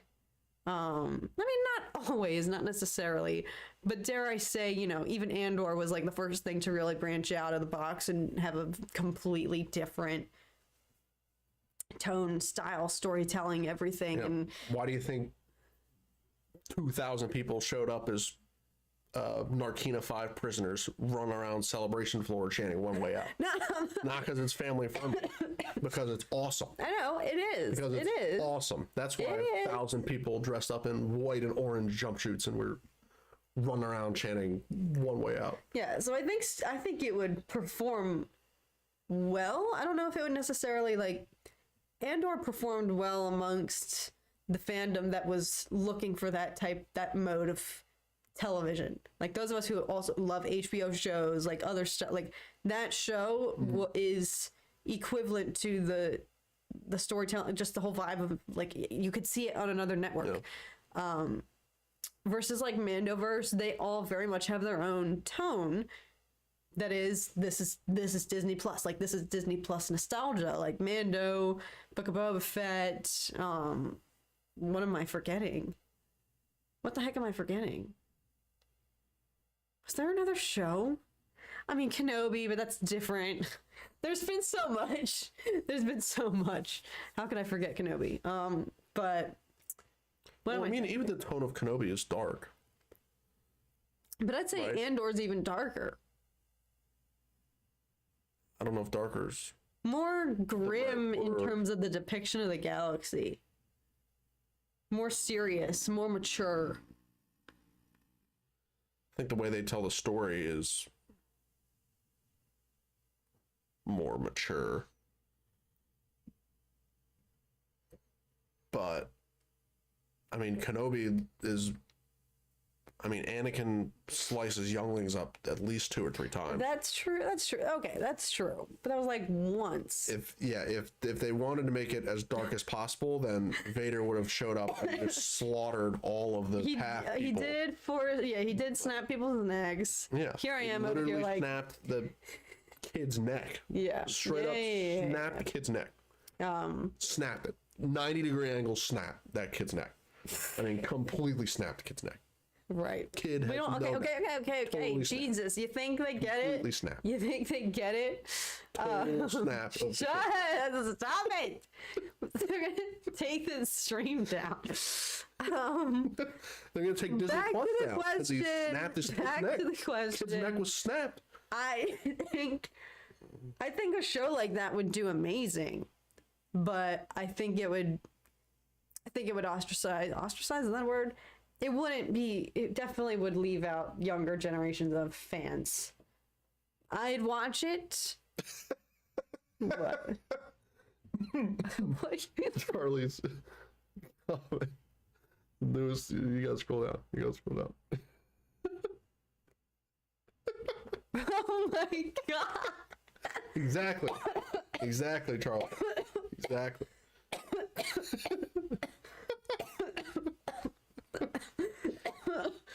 Charlie. Exactly. Charlie. Hey, Charlie got them. He gets it. He got the point. Snap, crack, pop, dead youngling. Oh god. Captain Rected's gold. We need more mature stuff, deep storytelling in Star Wars. I agree. I think the mature tone, I vibed the most with Andor, but I'm also a fully grown adult. Like, I fully respect that they have an audience of all age ranges, many of which being children that aren't interested in that. So I can't be greedy. I can't get greedy. Andor was way deeper, hardships of normal people. I saw a good comment here, like Andor was almost dystopian, right? Like I think Andor felt the most ever like, dang, I would not want to live in this universe. Yeah, it's probably true. Because I think it captured the most just how horrific the Empire is. Versus every other Star Wars show, I've been like, I'd still want to live there. But Andor... Yeah. Most was like for that it showed like for average everyday people who aren't living glorified lives as Jedi or doing XYZ, this is what's happening. I mean, not that being a Jedi during that time frame would be glorified because they don't exist anymore, but it would, you know what I'm saying. Yeah. We rarely see Star Wars through just the average person's lens. And that's what Andor showed, and it showed heroes rising up out of just average everyday, could have been anybody. But it definitely felt most dystopian in that way that like you can relate more to other people who aren't Jedi or Force sensitive or legacy named characters with any special abilities or anything like that, just people. So I definitely think it hit harder, like the hardships. Snap, crackle, pop, dead young, Captain Wreck. We are actually gonna get taken down. It's DED youngling, not DE8. Simply's got one more day of school. Let's go finish strong. And then enjoy your last day, Simply. And then it is summer. I'm excited for summer because we had actually a pretty heavy winter here in LA, meaning we did have snow-capped mountains, all the rain and everything. Yeah, I'm actually normally summer in LA is kind of just like a continuation of the weather and nothing really Actually, I shouldn't say that. It's a continuation of the typical sunny blue skies weather, but just ramp the temperature up to 90 degrees. So I'm looking forward to the nice middle ground of not 90 plus degrees. Yes, Andor truly showed how terrible the Empire was. Not just the Empire, but remember, you had to pick a side, Republic or the Empire. If you were neutral, you were pretty screwed. People wanted to be left alone. Yeah, that's true. That is true, Native Ronin. Oh, that's right. It's winter for y'all in Australia, because y'all are in reverse. Oh, my God. If you know, you know. If you know, you know. This year is going by so fast. It's going to be Ahsoka before we know it. That's why I was like, holy smokes, this show is coming out so soon. Because even though it was only April, like when that trailer came out, I was like, April through the rest of the summer is like non-existent.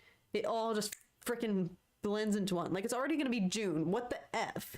Which means we're already halfway through. Like, what the flip? Yeah. So, summer, We got like 3 months until Ahsoka. So yeah, it's going to be here before we freaking know it. yeah. Anakin surely knows what it's like to live in a very hot summer of burning. So, oh gosh, ow. Yes, he does. I'm sure it gets toasty over there on Yes, he Mustafar.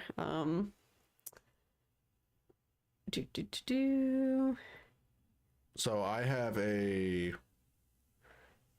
another question Okay. for the chat. I think it's too complex to put in a poll, so we won't do a poll. Thank gosh. Shapeshifter, what's up? What's up, Shapeshifter? I'm curious, between Fallen Order and Survivor, what everybody's favorite moment is between the two games. Oh God. Favorite moment between both games. Just one moment? Yeah, like if your highlight moment between both games, what would it be? Mine is, well, I won't say mine. Let people think about it. I don't even See know. what people come up with.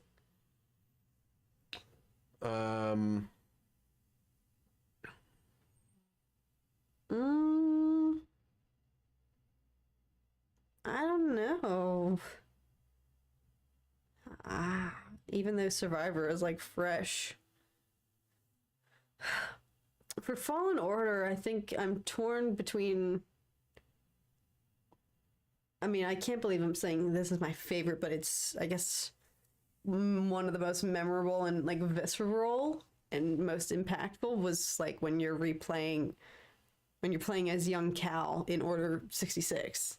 That is like wild, and totally didn't expect it, and just felt like you felt afraid. I was terrified and sad and everything. It was just so great character development. Alice, how'd you know my favorite moment? That's my favorite moment too. Wait, what? Only watching Cat playing as a beast machine. And No, not that. Oh, never mind. Well, that's funny. Dressed as a droid. Yeah, the rock cameo is easily the best part of both. Easily the best part. Oh my god. Goodness. I don't know though for Survivor. No, I think I know. I'll wait till other people start coming in. Do you know yours from Fallen Order? I know them from both. Oh, okay. I know between both. Okay. But yeah, let's read what other people have to say. Yeah, origin story of Cal as a Padawan. Mm-hmm. Cat playing as a beast machine, doing a backflip behind a stormtrooper and smashing him. Yep, that's good stuff. Vader killing Trilla from behind, ending a Fallen Order. Cal and Marin fighting the Trident droid. Yeah, Lord Vader, Fallen Order, Jedi Survivor, getting revenge on the traitor. My favorite quote was definitely, "It is delusion to think your actions have had any consequence." Yeah, that is savage. A savage remark. Rick the Door Tech, JK Order 66. Vader scene from Fallen Order and traveling through a portal with Marin. Yeah, that seems to be a highlight for a lot of people. That was chaotic. That was absolutely chaotic. I think mine. I don't want to step on your toe. What is yours from Survivor? What is yours from both? You haven't shared Between both, the ending of Fallen Order is my favorite moment, hands down. Yeah. I mean, just the entrance, the music,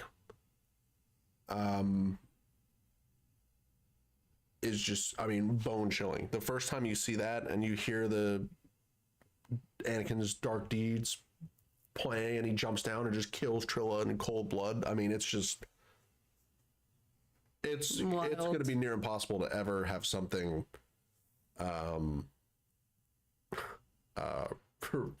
replicate that. Right. I mean, it's so good. But in Survivor specifically, Ooh, Dagon waking up and making his kyber crystal bleed. That's a good one in Flash. That is a really good one, and that's an underrated moment because that you see that happen, and you're like, one, he bleeds it so fast. It's awesome, and it's totally unexpected. That is definitely a moment up there. But in this one, the whole sequence of, Bode's betrayal, killing Cordova, realizing that Bode is force sensitive, and then playing as Seer with Seer's death to cap it off. I mean, Seer's death scene, like Charlie, you were saying earlier, when Cal finds her and sees what happened through the echo of the force, and Seer says, Cal and Trilla's name, and then Cameron Monaghan's performance in that scene, it's just really, really, really cool, really powerful moment there. I was gonna say, I think my favorite standout is realizing that you get to play as Seer. No, because at first I thought we were just watching another cutscene as the camera panned over top of her and showed her view of the invasion of the Anchorite temple and everything. At first I was just like, oh, what are they showing us? And then when it hit me that we were actually playing as her, that was something I really wanted from this game. That would something to be different from Fallen Order, because you only play as Cal the entire time in Fallen Order, versus I really wanted to see, even if you played it as Marin, that would have been my guess. I was like, can we play as Marin? Like, I want to play as somebody else, because these are all great characters. I don't want, again, literally nothing against Cal. That's just a testament to how awesome all the characters are, because Cal is great. But I just wanted to play as other people too, because everybody has unique capabilities and whatnot in the game. So when I actually realized we were playing as Seer, I was like, this is even better than I could have imagined. And the stakes were just so high, and her abilities, and you'd kind of just reached a point where hope was lost because Cal had just passed the frick out, and you're like, I guess he's dead. So yeah, that for me was also quite the highlight. Yeah, Charlie put it perfectly. That scene was so well acted for motion capture, and it makes it even more, it kind of hit me like Star Wars is so heart-wrenching, because it hurts more when you remember everything leading up. Cal hadn't seen Seer, they had a falling out, he pieced out and didn't go back and see her for years, I think, based on the way they were talking about it. It had been so long. And then when he finally reconnected and they were gonna go and carve out the path on Tanalorr together, and she was gonna when I realized that, because that goes to show how powerful his performance was. Doesn't matter whether they'd been apart or whether he had been with her the whole time, the pain that he expressed was there no matter what, whether they had a falling out or not. So his reaction was so moving, to the point that I forgot that he had just only recently, literally 2 days prior, seen her again for the first time. The concept of time in that game, Cal never stopped to eat or sleep.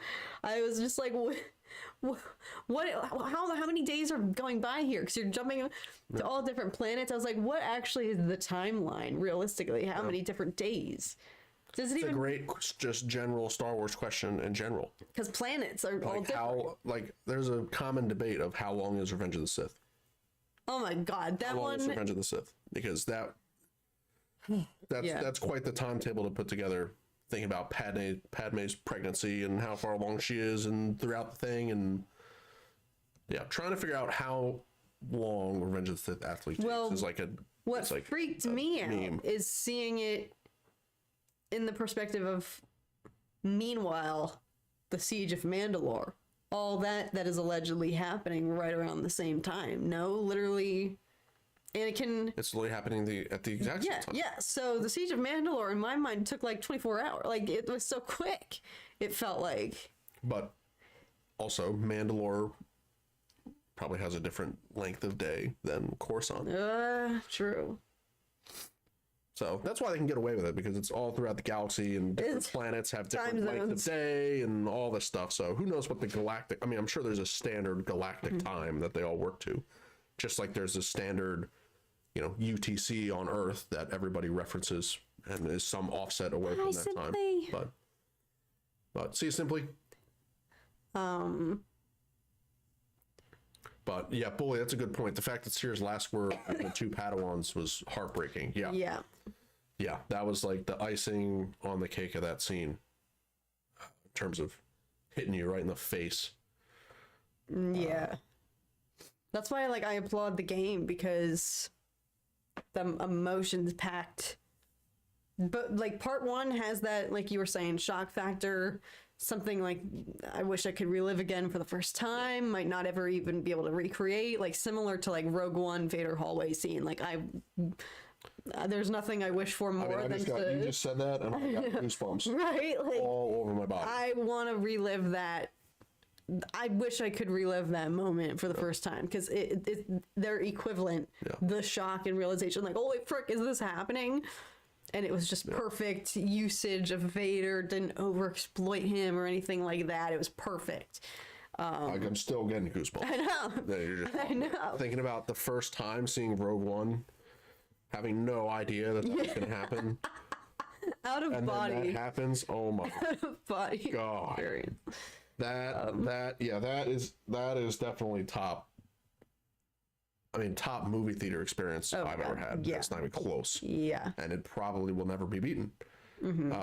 Seeing that, the ending of Rogue One in the theater for the first time. Right. I mean, the end of, I will say, if it was in the theater, the end of episode 2 of Kenobi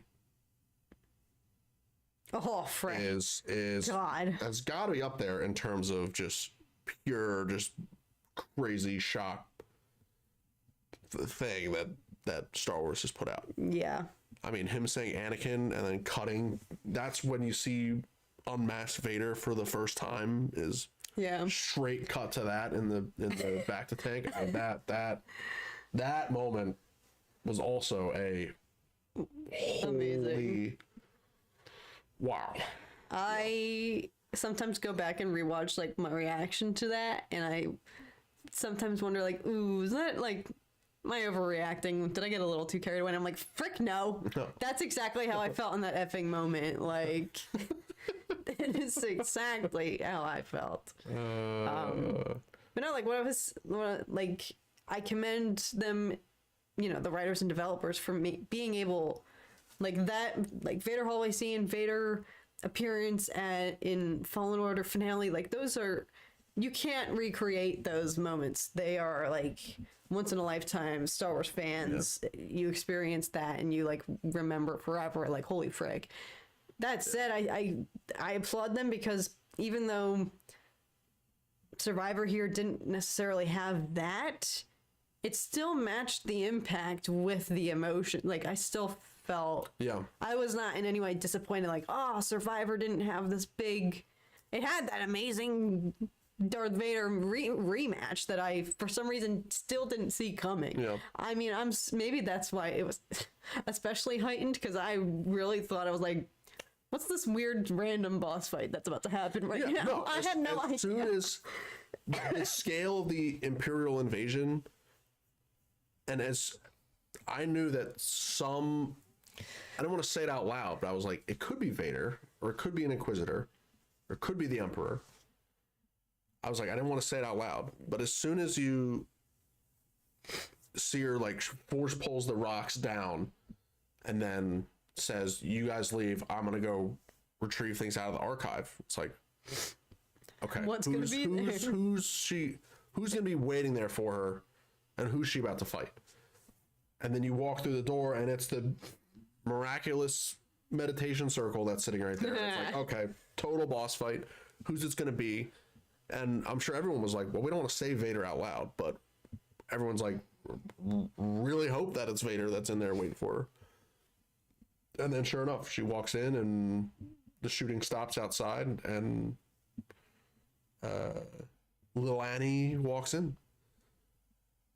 Little Annie. Yeah. No, but like, Little Annie. so yeah, it did have that moment. And even though there was still maybe a level of predictability there, like it wasn't as huge of a shock as it is in Fallen Order, but it still shocked me. I still was freaking crying, freaking out, shaking in my boots. But I think Survivor takes everything to the next level emotionally. That, you know, even though there wasn't anything as shocking necessarily, or like on the level, like you said, Fallen Order, like I don't think nothing might ever beat that. It was just amazing. It was perfect, and that happens. Similar to like Mandalorian season 2 finale. Like I don't think anything will ever beat that. Like that for me is a peak moment forever in my life. Yeah. Yeah. I mean, even Mando season 2 finale is certainly up there. Yeah. Like, if that was in the movies. Oh God, could you imagine? Yeah, I mean, that's definitely up there. But point is, you throw someone with a lightsaber in the Force in a surprise hallway, and it's you're setting yourself up for success, apparently. So yeah. I love how it's always Vader who makes us feel goosebumps, because who else? Bully says Kenobi should have been a movie. Oh, don't get Tom started on this. Don't get Tom started. Bully, I'm with you. Purely for the production value. Like if it's a movie, you're instantly pouring way more money in it to make it look better. I don't think we've had a single Dork Discourse episode without you going down that rabbit hole. We're talking about Mace Windu being alive. We don't have to. No one has said the words Mace or Windu one time this entire trip. I haven't seen a single Mace Windu reference in this entire stream. I'm proud of us. Until right now. But that's how we'll end it with a poll. Is Mace Windu alive? My Jesus. Yeah, there we go, Charlie. Charlie. Set up the purple for our guy.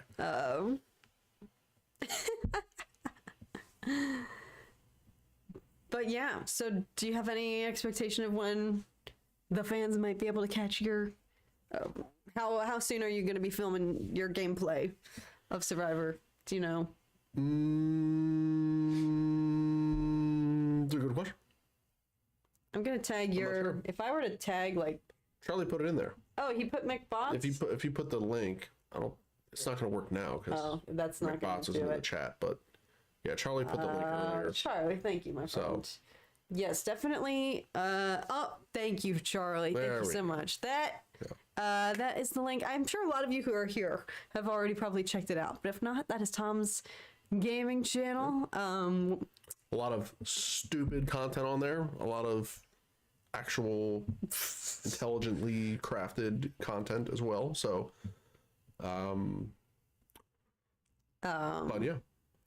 Alice asks if I have any upcoming acting gigs. Well, the industry is looking quite... For those who don't know, or if you are aware, the writer's strike currently has kind of put things to a halt. But I should have some projects that I did last year coming out this year. I don't know. I will definitely keep you guys posted, because I do have some projects in the pipeline that have yet to premiere or be released. So I haven't really spoken much about them, but I think this year tentatively,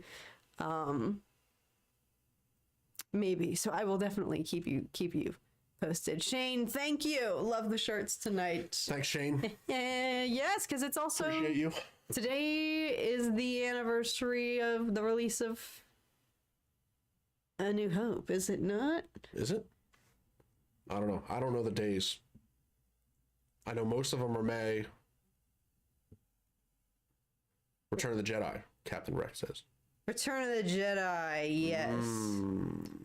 Here we go. The original Star Wars premiered on May 25th, 1977. Oh. Sweet. Is it same as A New Hope? Both of them were on May 25th? Oh, Captain Rex says no. Yeah, I mean, it looks like it's A New Hope based on what you just found. Right. So yes. Well, that's awesome. Happy 40th anniversary to A New Hope. Heck yes. That's good stuff. Heck yes. That's good stuff. So what's everybody's favorite moment from A New Hope? Oh my god. What's everybody's favorite moment? Mine is when Baru and Owen get totally cooked. Jesus. Oh my god. I can't believe I thought you were going to say something serious. Oh, I'm kidding. When it ended. Oh my god, Alex. That's no moon. God, look what you've done. Look what you've unleashed. Oh my goodness. That is good. Wow. Talk about graphic. A New Hope might be the most graphic movie. I mean, Obi-Wan rolls in the cantina, slices that guy's arm off. No. It's the only time you ever see blood in Star Wars. That's true. Before they That's realize jarring. that, the lightsaber would actually cauterize instantly, so you're not going to bleed. Thank God. That Could you imagine? species is There'd be so much that more species blood. never gets blood clots because it just is no. Is hemoglobin the clotting thing in the blood? I hate talking about blood. Let's not talk about this. Okay, well. Well, yeah. I think nothing's more And then, graphic. Owen and Baru. I mean, literally Yeah. fried to a crisp, just sitting on the patio. The patio, Well, not really sitting, more like their face down graves. on their patio. Platelets. Shane, you're right. You're right. Yes, Shane. Thank you. No, I think Revenge of the Sith is nothing will ever beat in terms of graphic for me when Dagobah Forest Luke goes in for a testing moment and slices Vader's head, and then the helmet explodes, and then he sees his face. That always freaks me out to this day. Sorry, Los Angeles. There's always so. Oh no, that's a siren. That's a siren. Yeah. Interesting. Oh, is that when they have the pop? Ow. Oh my god. Yeah, actual favorite moment is. It's tough. What's my favorite? Tough. moment? I like when Obi-Wan and Luke are in Obi-Wan's hut and Luke is asking Obi-Wan questions. And he's like, "How did my father die?" And Obi-Wan's like giving him the tidbits of the backstory. I think that's probably my favorite moment, is that first real conversation between the two of them. It's probably my favorite moment. I think I love this one's gonna be so random when they're all in the trash compactor and they're trying to get out. Like for me, that's like the birth of that trio. Like when it all comes together, all Well, it their literally is, because that's like the first time they're all together. yeah, and they're all in a perilous situation, and the rapport and the chemistry just like comes together in that scene. Like I love that. I feel like it's all of them. I don't know. Yeah. The Ben, it's R2. Hello there. Yes, Rex. That's a good one too. The original. Yeah, that's a good point. Yeah. Well. All right, now what's everybody's favorite moment in Oh Jesus! No. Strikes Back? No, we're not doing this. We're not doing this. My favorite moment in The Empire Strikes Back Oh my gosh! Are you actually? is Jesus.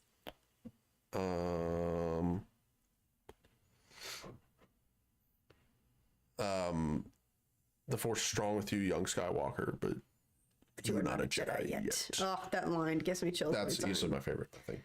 Good That's so one. Good That one. one was so good. All right, favorite moment Jeez, in all right. Return of the Jedi. Final point. The ending of Return of the Jedi. You do love that song. That song and seeing the Force Ghosts, that ending is so, the ending of Return of the Jedi is unbeatable. I think we are gonna have a perpetual, because you think that's the best song, but my favorite is the I don't think that's the best standalone song. No, In but that you love moment that at the ending. as like But for me, the way you feel about that is the way I feel about the Naboo end of Phantom Menace. Yeah. X-Wing. Thank you.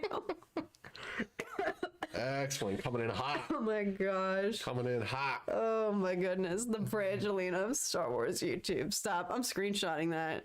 I'm framing that. There you go. Oh my god. What a way to trigger our light over there. Yeah. Oh wait, yeah, the light. For real. Oh my gosh. Let's put that on merch. That's what I'm gonna do. X-Wing, you just gave us our merch idea. We were talking about it earlier. Captain Wrecked, member for 7 months. Let's Captain go. Wrecked. The Naboo theme you love, Cat, is actually a higher pitched and sped up Palpatine theme. I've showed you that. What? It literally is.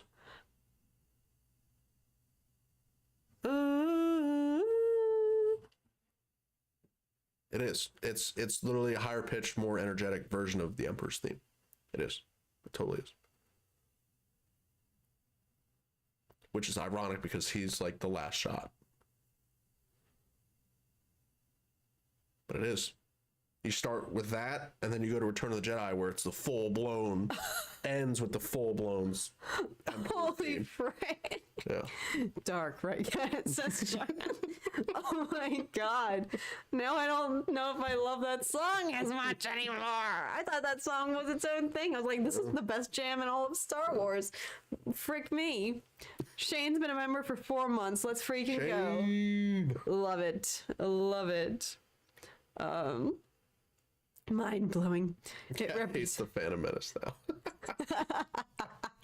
You ruined it for me. So many hidden clues, George Lucas included in Star Wars. For real. For real. Oh my gosh. Okay, so favorite Phantom Menace moment now. Oh my god, we're not doing this. We're not easily. Okay. Maul. No, we're Duel gonna. Fates. Let's Attack expedite. the Clones. Let's. Favorite moment. Yoda fighting Dooku. Revenge of the Sith. Favorite moment. Palpatine and Yoda coming up into the Senate chamber. Mm-hmm. Yep. Force Awakens. Favorite moment. Yeah. Return or Last Jedi. Favorite moment. I want you to Kylo fire Ren. everything we have. Yeah, on it. Kylo Ren in the shuttle when Luke shows up, and he tosses Hux into the side of the wall. Do you think you got him?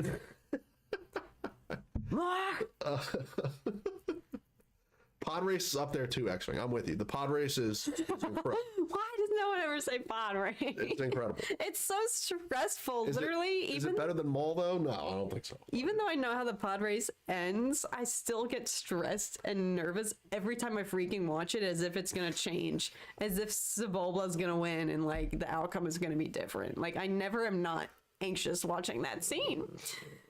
Shane, Maul trying to run over some random kid in the desert with a speeder bike. Yeah, I agree. Maul just playing GTA in the Tatooine desert, trying to get some bonus points, bonus XP. Yeah, could have saved the whole galaxy, says Bully McGuire. All right, then Rise of Skywalker, favorite moment. When I learned that Chewie didn't actually die. Oh, yep, there you go. No, I know there's different ones. Base boosted lightning from Palpatine, Oh. maybe.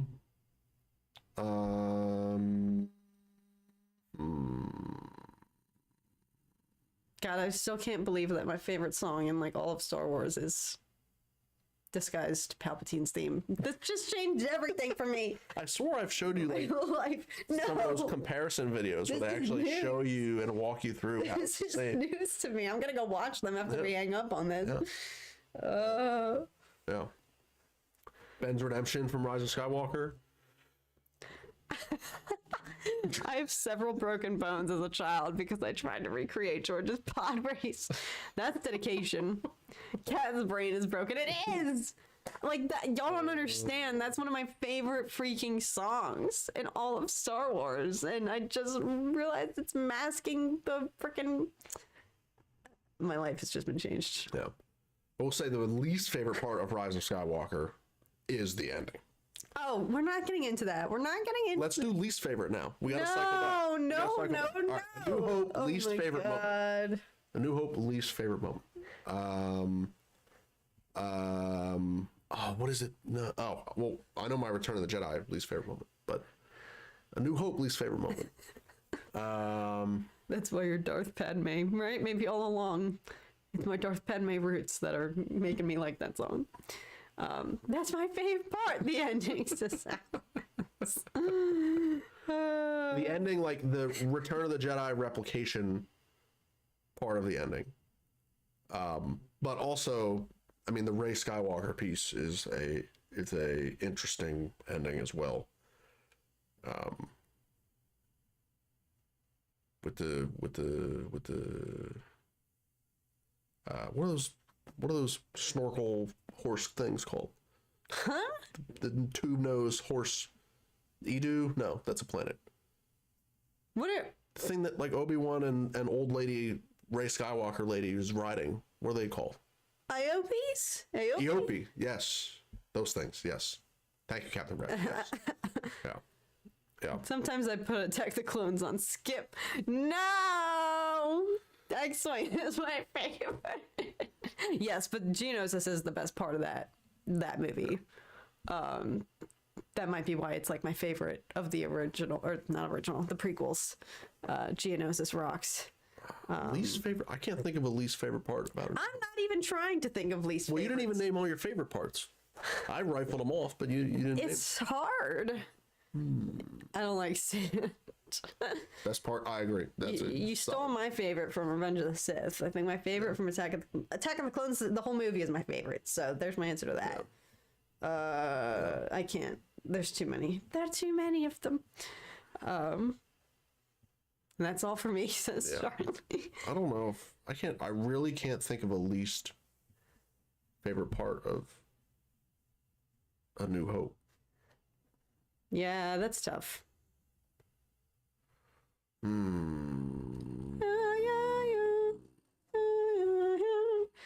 I'm never gonna be able to listen to this song the same again. The celebratory nature is gone.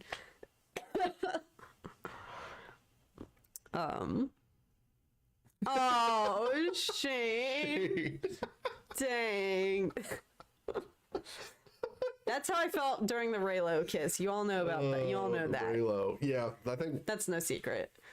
All right, yeah. Let's just start with Rise of Skywalker. No, Least favorite we're moments not and go doing back. this. We're not So doing least this. favorite is the ending. We'll say as a whole with Raylo kiss, Oh my god. Return of the Jedi We're not doing attempt, this. We're not doing this. and then No, I prefer Skywalker. leaving it on our favorites. We Last should start Jedi with- least favorite. Last Jedi least favorite is probably coming straight out of the gate with the Yo Mama joke. Oh, Right out of the gate. That's probably my least favorite part of Last Jedi. Sets the tone for the whole thing.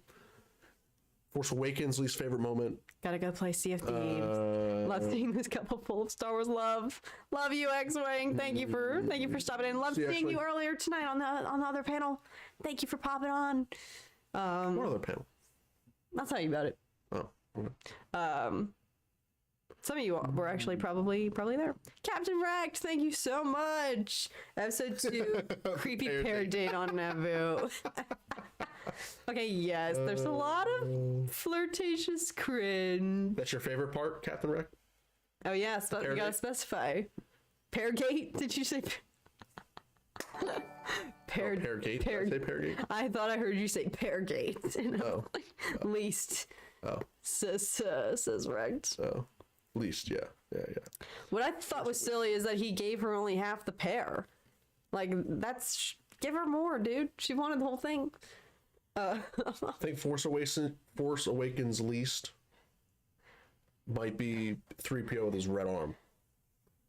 Like, when we watched that in the theater, I was like, I mean, now it's like not a big deal. I don't really care anymore. But like in the theater, I remember just being so specifically triggered in that moment, being like, they just like Han and Leia are seeing each other for the first time, and we really got to see C-3PO's red arm. That's the whole point of his character. I know. But like in that moment, I just remember being specifically heated. But at that point, okay. So now we got Return of the Jedi. Least the opening. You don't like Jabba's The palace. opening of Return of the Jedi is so long. I mean, you're dealing with Jabba's palace and the ship for like 30 minutes. Like that chunk is just so long to me. C-3PO's kill count. It's funny because Jabba's palace is like my favorite part. I know, it's like your favorite part. I mean, when like Luke shows up, then it's like, okay, we're getting to it. He shows up, he force chokes the Gamorreans. He goes, and then Boba's death gets shanked and then smacks into the thing and falls in. WTF was that? That's so funny. For entirely different reasons, I love the Lando reverse shot continuity era that has been there since it released. Yep. Yeah, no, once things like that are pointed out, like for me, there's a scene in Phantom Menace where they have obviously like a body double in place of Mace Windu, and it's like blatantly not him. Yes. I just look at it every single time. I'm like, that's not unless it's not supposed to be. No, it's supposed to be.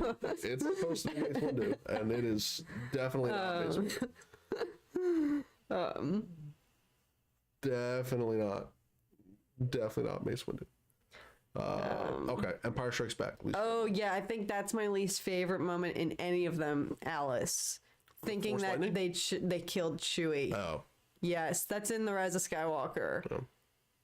Yeah, she accidentally uses lightning, and because I really thought he was dead. no. You saw me when we were in the theaters. I literally sat up, I kind of wish he was dead. got to the edge of my seat. Way more impactful. No, no, not at all. Come on. Did anyone die in the sequel trilogy? Han Solo. No, he's a Force Ghost. Han Solo. He's not actually a Force Ghost, but they brought him back.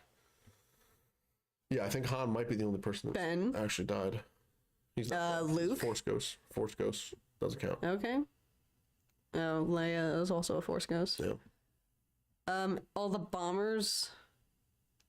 Paige. Rose's. Paige. Yeah, her sister. I feel so bad for Paige. I mourn her. I go to bed and mourn her. It gets me every time. No, that part of the opening is actually very moving. Yeah. It is. You just have to forget that there was a Yo Mama joke 5 minutes earlier. prior. Well. No, we're not done yet. Empire Strikes Back, least favorite moment. We're only on Empire, God. Least favorite from Empire Strikes. I mean, the helmet scares me, so I'm gonna say that. Whenever the helmet happens, I literally don't watch that scene. part? I don't watch that scene to this day. I also don't like when the Wampa's arm falls off. There's blood there too that I don't like. That's true. Yeah. So jarring because you're right. Yeah. There's never blood in Star Wars. Yeah. Look at it from the point of it's brilliant and subtle foreshadowing by John Williams in regards to the Naboo celebration song. It plays he was just elected Chancellor. You're right. God, I have to go and listen to these comparisons now that you speak of. Oh, the Luke and Leia kiss. Yeah, the incest. Oh, well, when you know. I'm with Bully. It's probably an accurate least favorite part. Yeah, we wrote that. A New Hope. I really can't. I'm stumped. I can't think of a specific moment because I don't recall anything being like particularly Nothing's egregious. Annoying.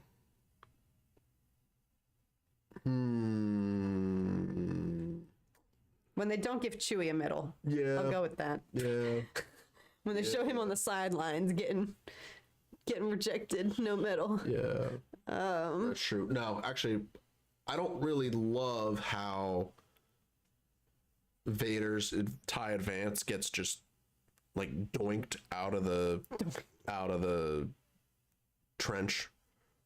Right? Like Han comes in, shoots a TIE fighter, like bumps into his advance, and then he just gets doinked out of the thing. I don't love that, but obviously we're talking 40 years ago, over 40 years ago, trying to build those VFX, so it's like,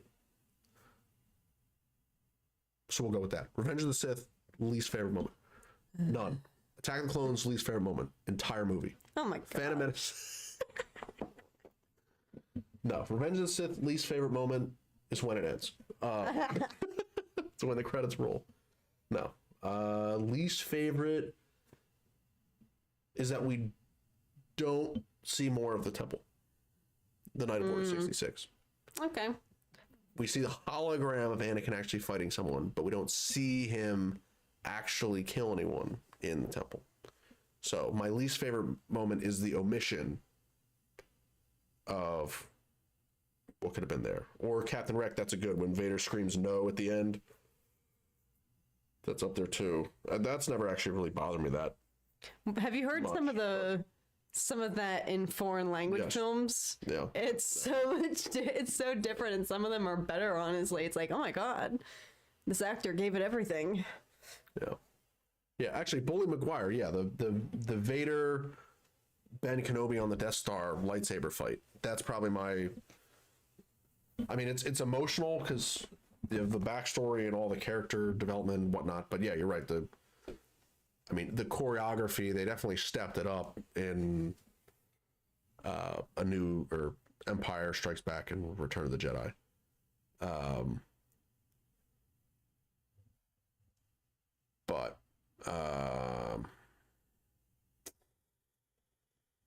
Yeah, okay, Attack of the Clones, least favorite. We don't see more of Dex. We only get one scene of Dex. There should be I'll more give you scenes that. of Dex. No, least favorite in Attack of the Clones. For me, I gotta go with when Anakin's arm gets chopped off, because that also permanently scars me. My inner 9-year-old self is always freaked out by that, because I didn't see it coming when I was a kid, so I was like, what the frick? I know my least favorite. After Padme gets kicked off the ship, and she's like, and she's just fine. We've got to get to that hangar.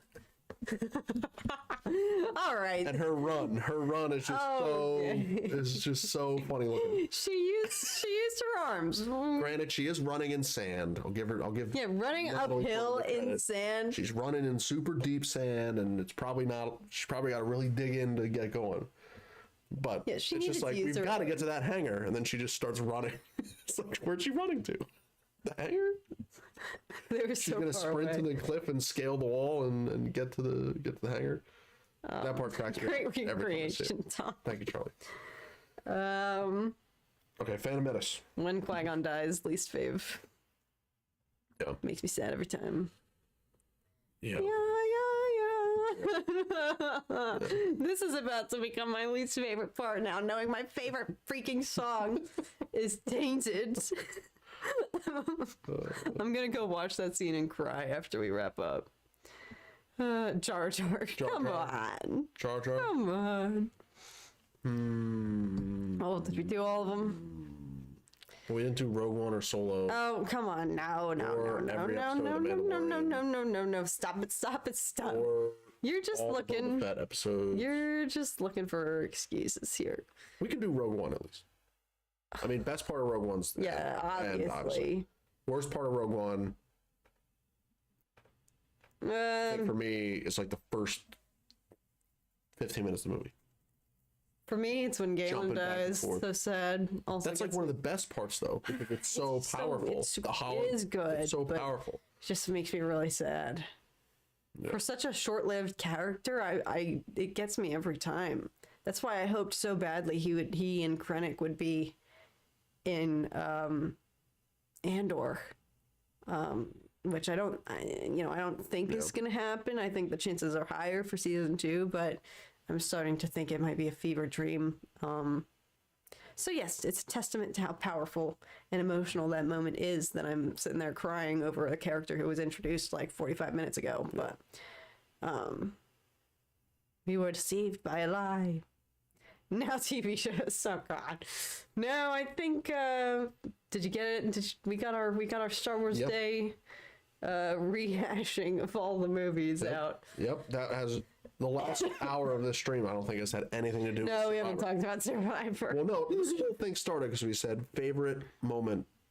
True. Yeah. So we spiraled into other. And that spawned into favorite and least moment of every movie in the Star Wars saga, and that's fine, right? Because it was good. Everybody shared their pros and cons and thoughts and everything, but at the end of the day, we're all here because we're all in love with and addicted to these movies. Yeah. And even the things that we don't like, we can sit here and get a good laugh. True. Get a good laugh out of True. it. And we're still going to watch the movies. So it's all Yeah. minor, just nitpicking. When we've all seen a movie 1,000 times, then we're going to notice that the guy in the background is supposed to be Mace Windu, but looks nothing like Mace Windu. But it's like fun at this point. It doesn't even bother me. It's just like, look, there's that moment. Yeah. So. Yep. So, like yeah. a Kit Kat bar, Charlie. Oh God, folding like a lawn chair. I like that from Captain Rex. Before we get demonetized for Holding that kid's neck like a before we get banned from YouTube for our descriptive language about this moment in Kenobi, I'm going to say thank you all so much for joining us this evening, whether you played Survivor or didn't and just wanted to discuss it. Thank you for being here. If you did play it, I really hope that you loved it. I think the moral of the story tonight is Tom and I both really, really thoroughly enjoyed it, and you can stay tuned for his gameplay. Yeah. For those of you who want to watch, I'll definitely be sharing it on my channel, so don't feel like you have to keep your eyes peeled. I'll share it though, so I'll let you guys know when that drops, when he gets to that, so you guys can watch some actual gameplay. But what a note to end on. I know, right before YouTube kicks us off of this platform. I'm gonna stop this now. Really glad that you guys love the light. Thank you to the members who were interacting with it. I'm glad that it's a fan favorite. Yeah, definitely glad very it fun. works. Yeah, glad it works. Super fun. Have fun listening to Palpatine's theme. Literally, I'm gonna go the second we hang up, y'all. I'm gonna go and watch it and cry. So purple, one less. A few last color changes here. Yeah, it's definitely gonna be a fun inclusion going forward to play with. Oh man, let's see what color it goes. There we go. Went to purple. Yeah, I think it's gonna stay there because the blues probably came in within 10 seconds. So Right. probably just sit at purple. Would be my guess. And now I'm yawning, so that's my cue. So thank you guys so much for coming back and joining us for a very long overdue Dork Discourse. Yes. Tom, thank you for coming back and Thanks for sharing your thoughts. having me on. It was very fun. It was a good time. I liked getting Tom's perspective on the game, and for you guys too, because we haven't heard from him. So it was very, very fun. And I'm glad that we can just safely return to the internet now and not be fearing for our lives for spoilers. Because for us, it's like life or death when it comes to being spoiled. Yeah, it was worth it because that betrayal. Yeah. If that betrayal had been spoiled, then that would have stunk. That would have been real tough. I mean, if any of the stuff with Dagon or Dagon, however you say his name, whatever it is, Depending on the accent. Digon Alley. Yeah. Diagon Alley. Dagon. Oh my God. We gotta go so I can take a cough drop. Whew, okay. Yes, moral of the story, we didn't get spoiled. Thank goodness we held out and our experiences were amazing. So thank you guys again. Final thank you for joining me for all of my playthroughs. Alice had a comment. That's what I was going to address. I am going to make a fun little highlight reel for you guys. I'll probably post when it's a little bit in a safer window because I'm just now returning to Twitter and realizing that a lot of people actually haven't played the game yet because it is a little bit expensive. So a lot of people don't play right at launch. They wait because doesn't the price drop after like a couple of months? So I'm just now learning that post stuff without stuff in the thumbnail. Well, what am I supposed to say? Final like reaction to you know who as the title. Like it's hard to title those things. So I'm gonna clip like the major boss fights, major reaction to Seer's moment in Survivor. I feel like even that is spoilery. No, it's not. What's the moment? You don't know what the moment is. Is she dying? I don't know. Is she flying? Is she eating? That something like I wouldn't even want to know that if I wasn't playing. I'd see that and be like, something major happens with Seer, and then that's like given. She's a main character. All the main characters, something major. I don't know. Point is, I'm working on a more fun highlight reel, like funny blooper-ish stuff of some of my reactions, my worst moments, my rage moments, stuff like that. running up that hill on Jedi. Like, y'all know what I'm talking about. The highlights of my god-awful gameplay. But I will also probably release just the full uninterrupted clips of final boss fight, XYZ, Vader reaction. So it'll all be there, but I am working on a super fun video. So thank you, Alice, for asking. So on the cat stomping off screen after the High Republic boss fight. For real, I will definitely be clipping that. We only ran off screen once. We only raged. Well, I actually raged a lot, but I only left frame and threw down my headphones and the controller once. To the point where some of y'all actually thought I had like punched my TV, which, sweet lord, I would never. But anyway, we will all cheer you on if you do that. Well, thank you guys so much for joining us on a very overdue Dork Discourse. Yeah. Happy Friday tomorrow. Frick, it's already at the end of the week. Oh my gosh. Have a great end to your week, guys. Hope you finish strong. For Simply, who's not here anymore, happy last day of school. But for others, happy weekend, happy almost summer or winter if you're Alice, whatever you're doing. You know what I always say, it's the weekend. Do something that you love. Do something fun for yourself, whatever it may be. Do something for you. But until next time, thank you guys so much for joining. Have a great rest of your day, night, morning, evening, 3 a.m., wherever it may be for you. And we will see you guys again very, very soon. Yeah. It's good to be back. I'm thinking I'm back. That's what I was waiting for. Alrighty. We're thinking we're back. Take care, everybody. We'll see you guys again soon.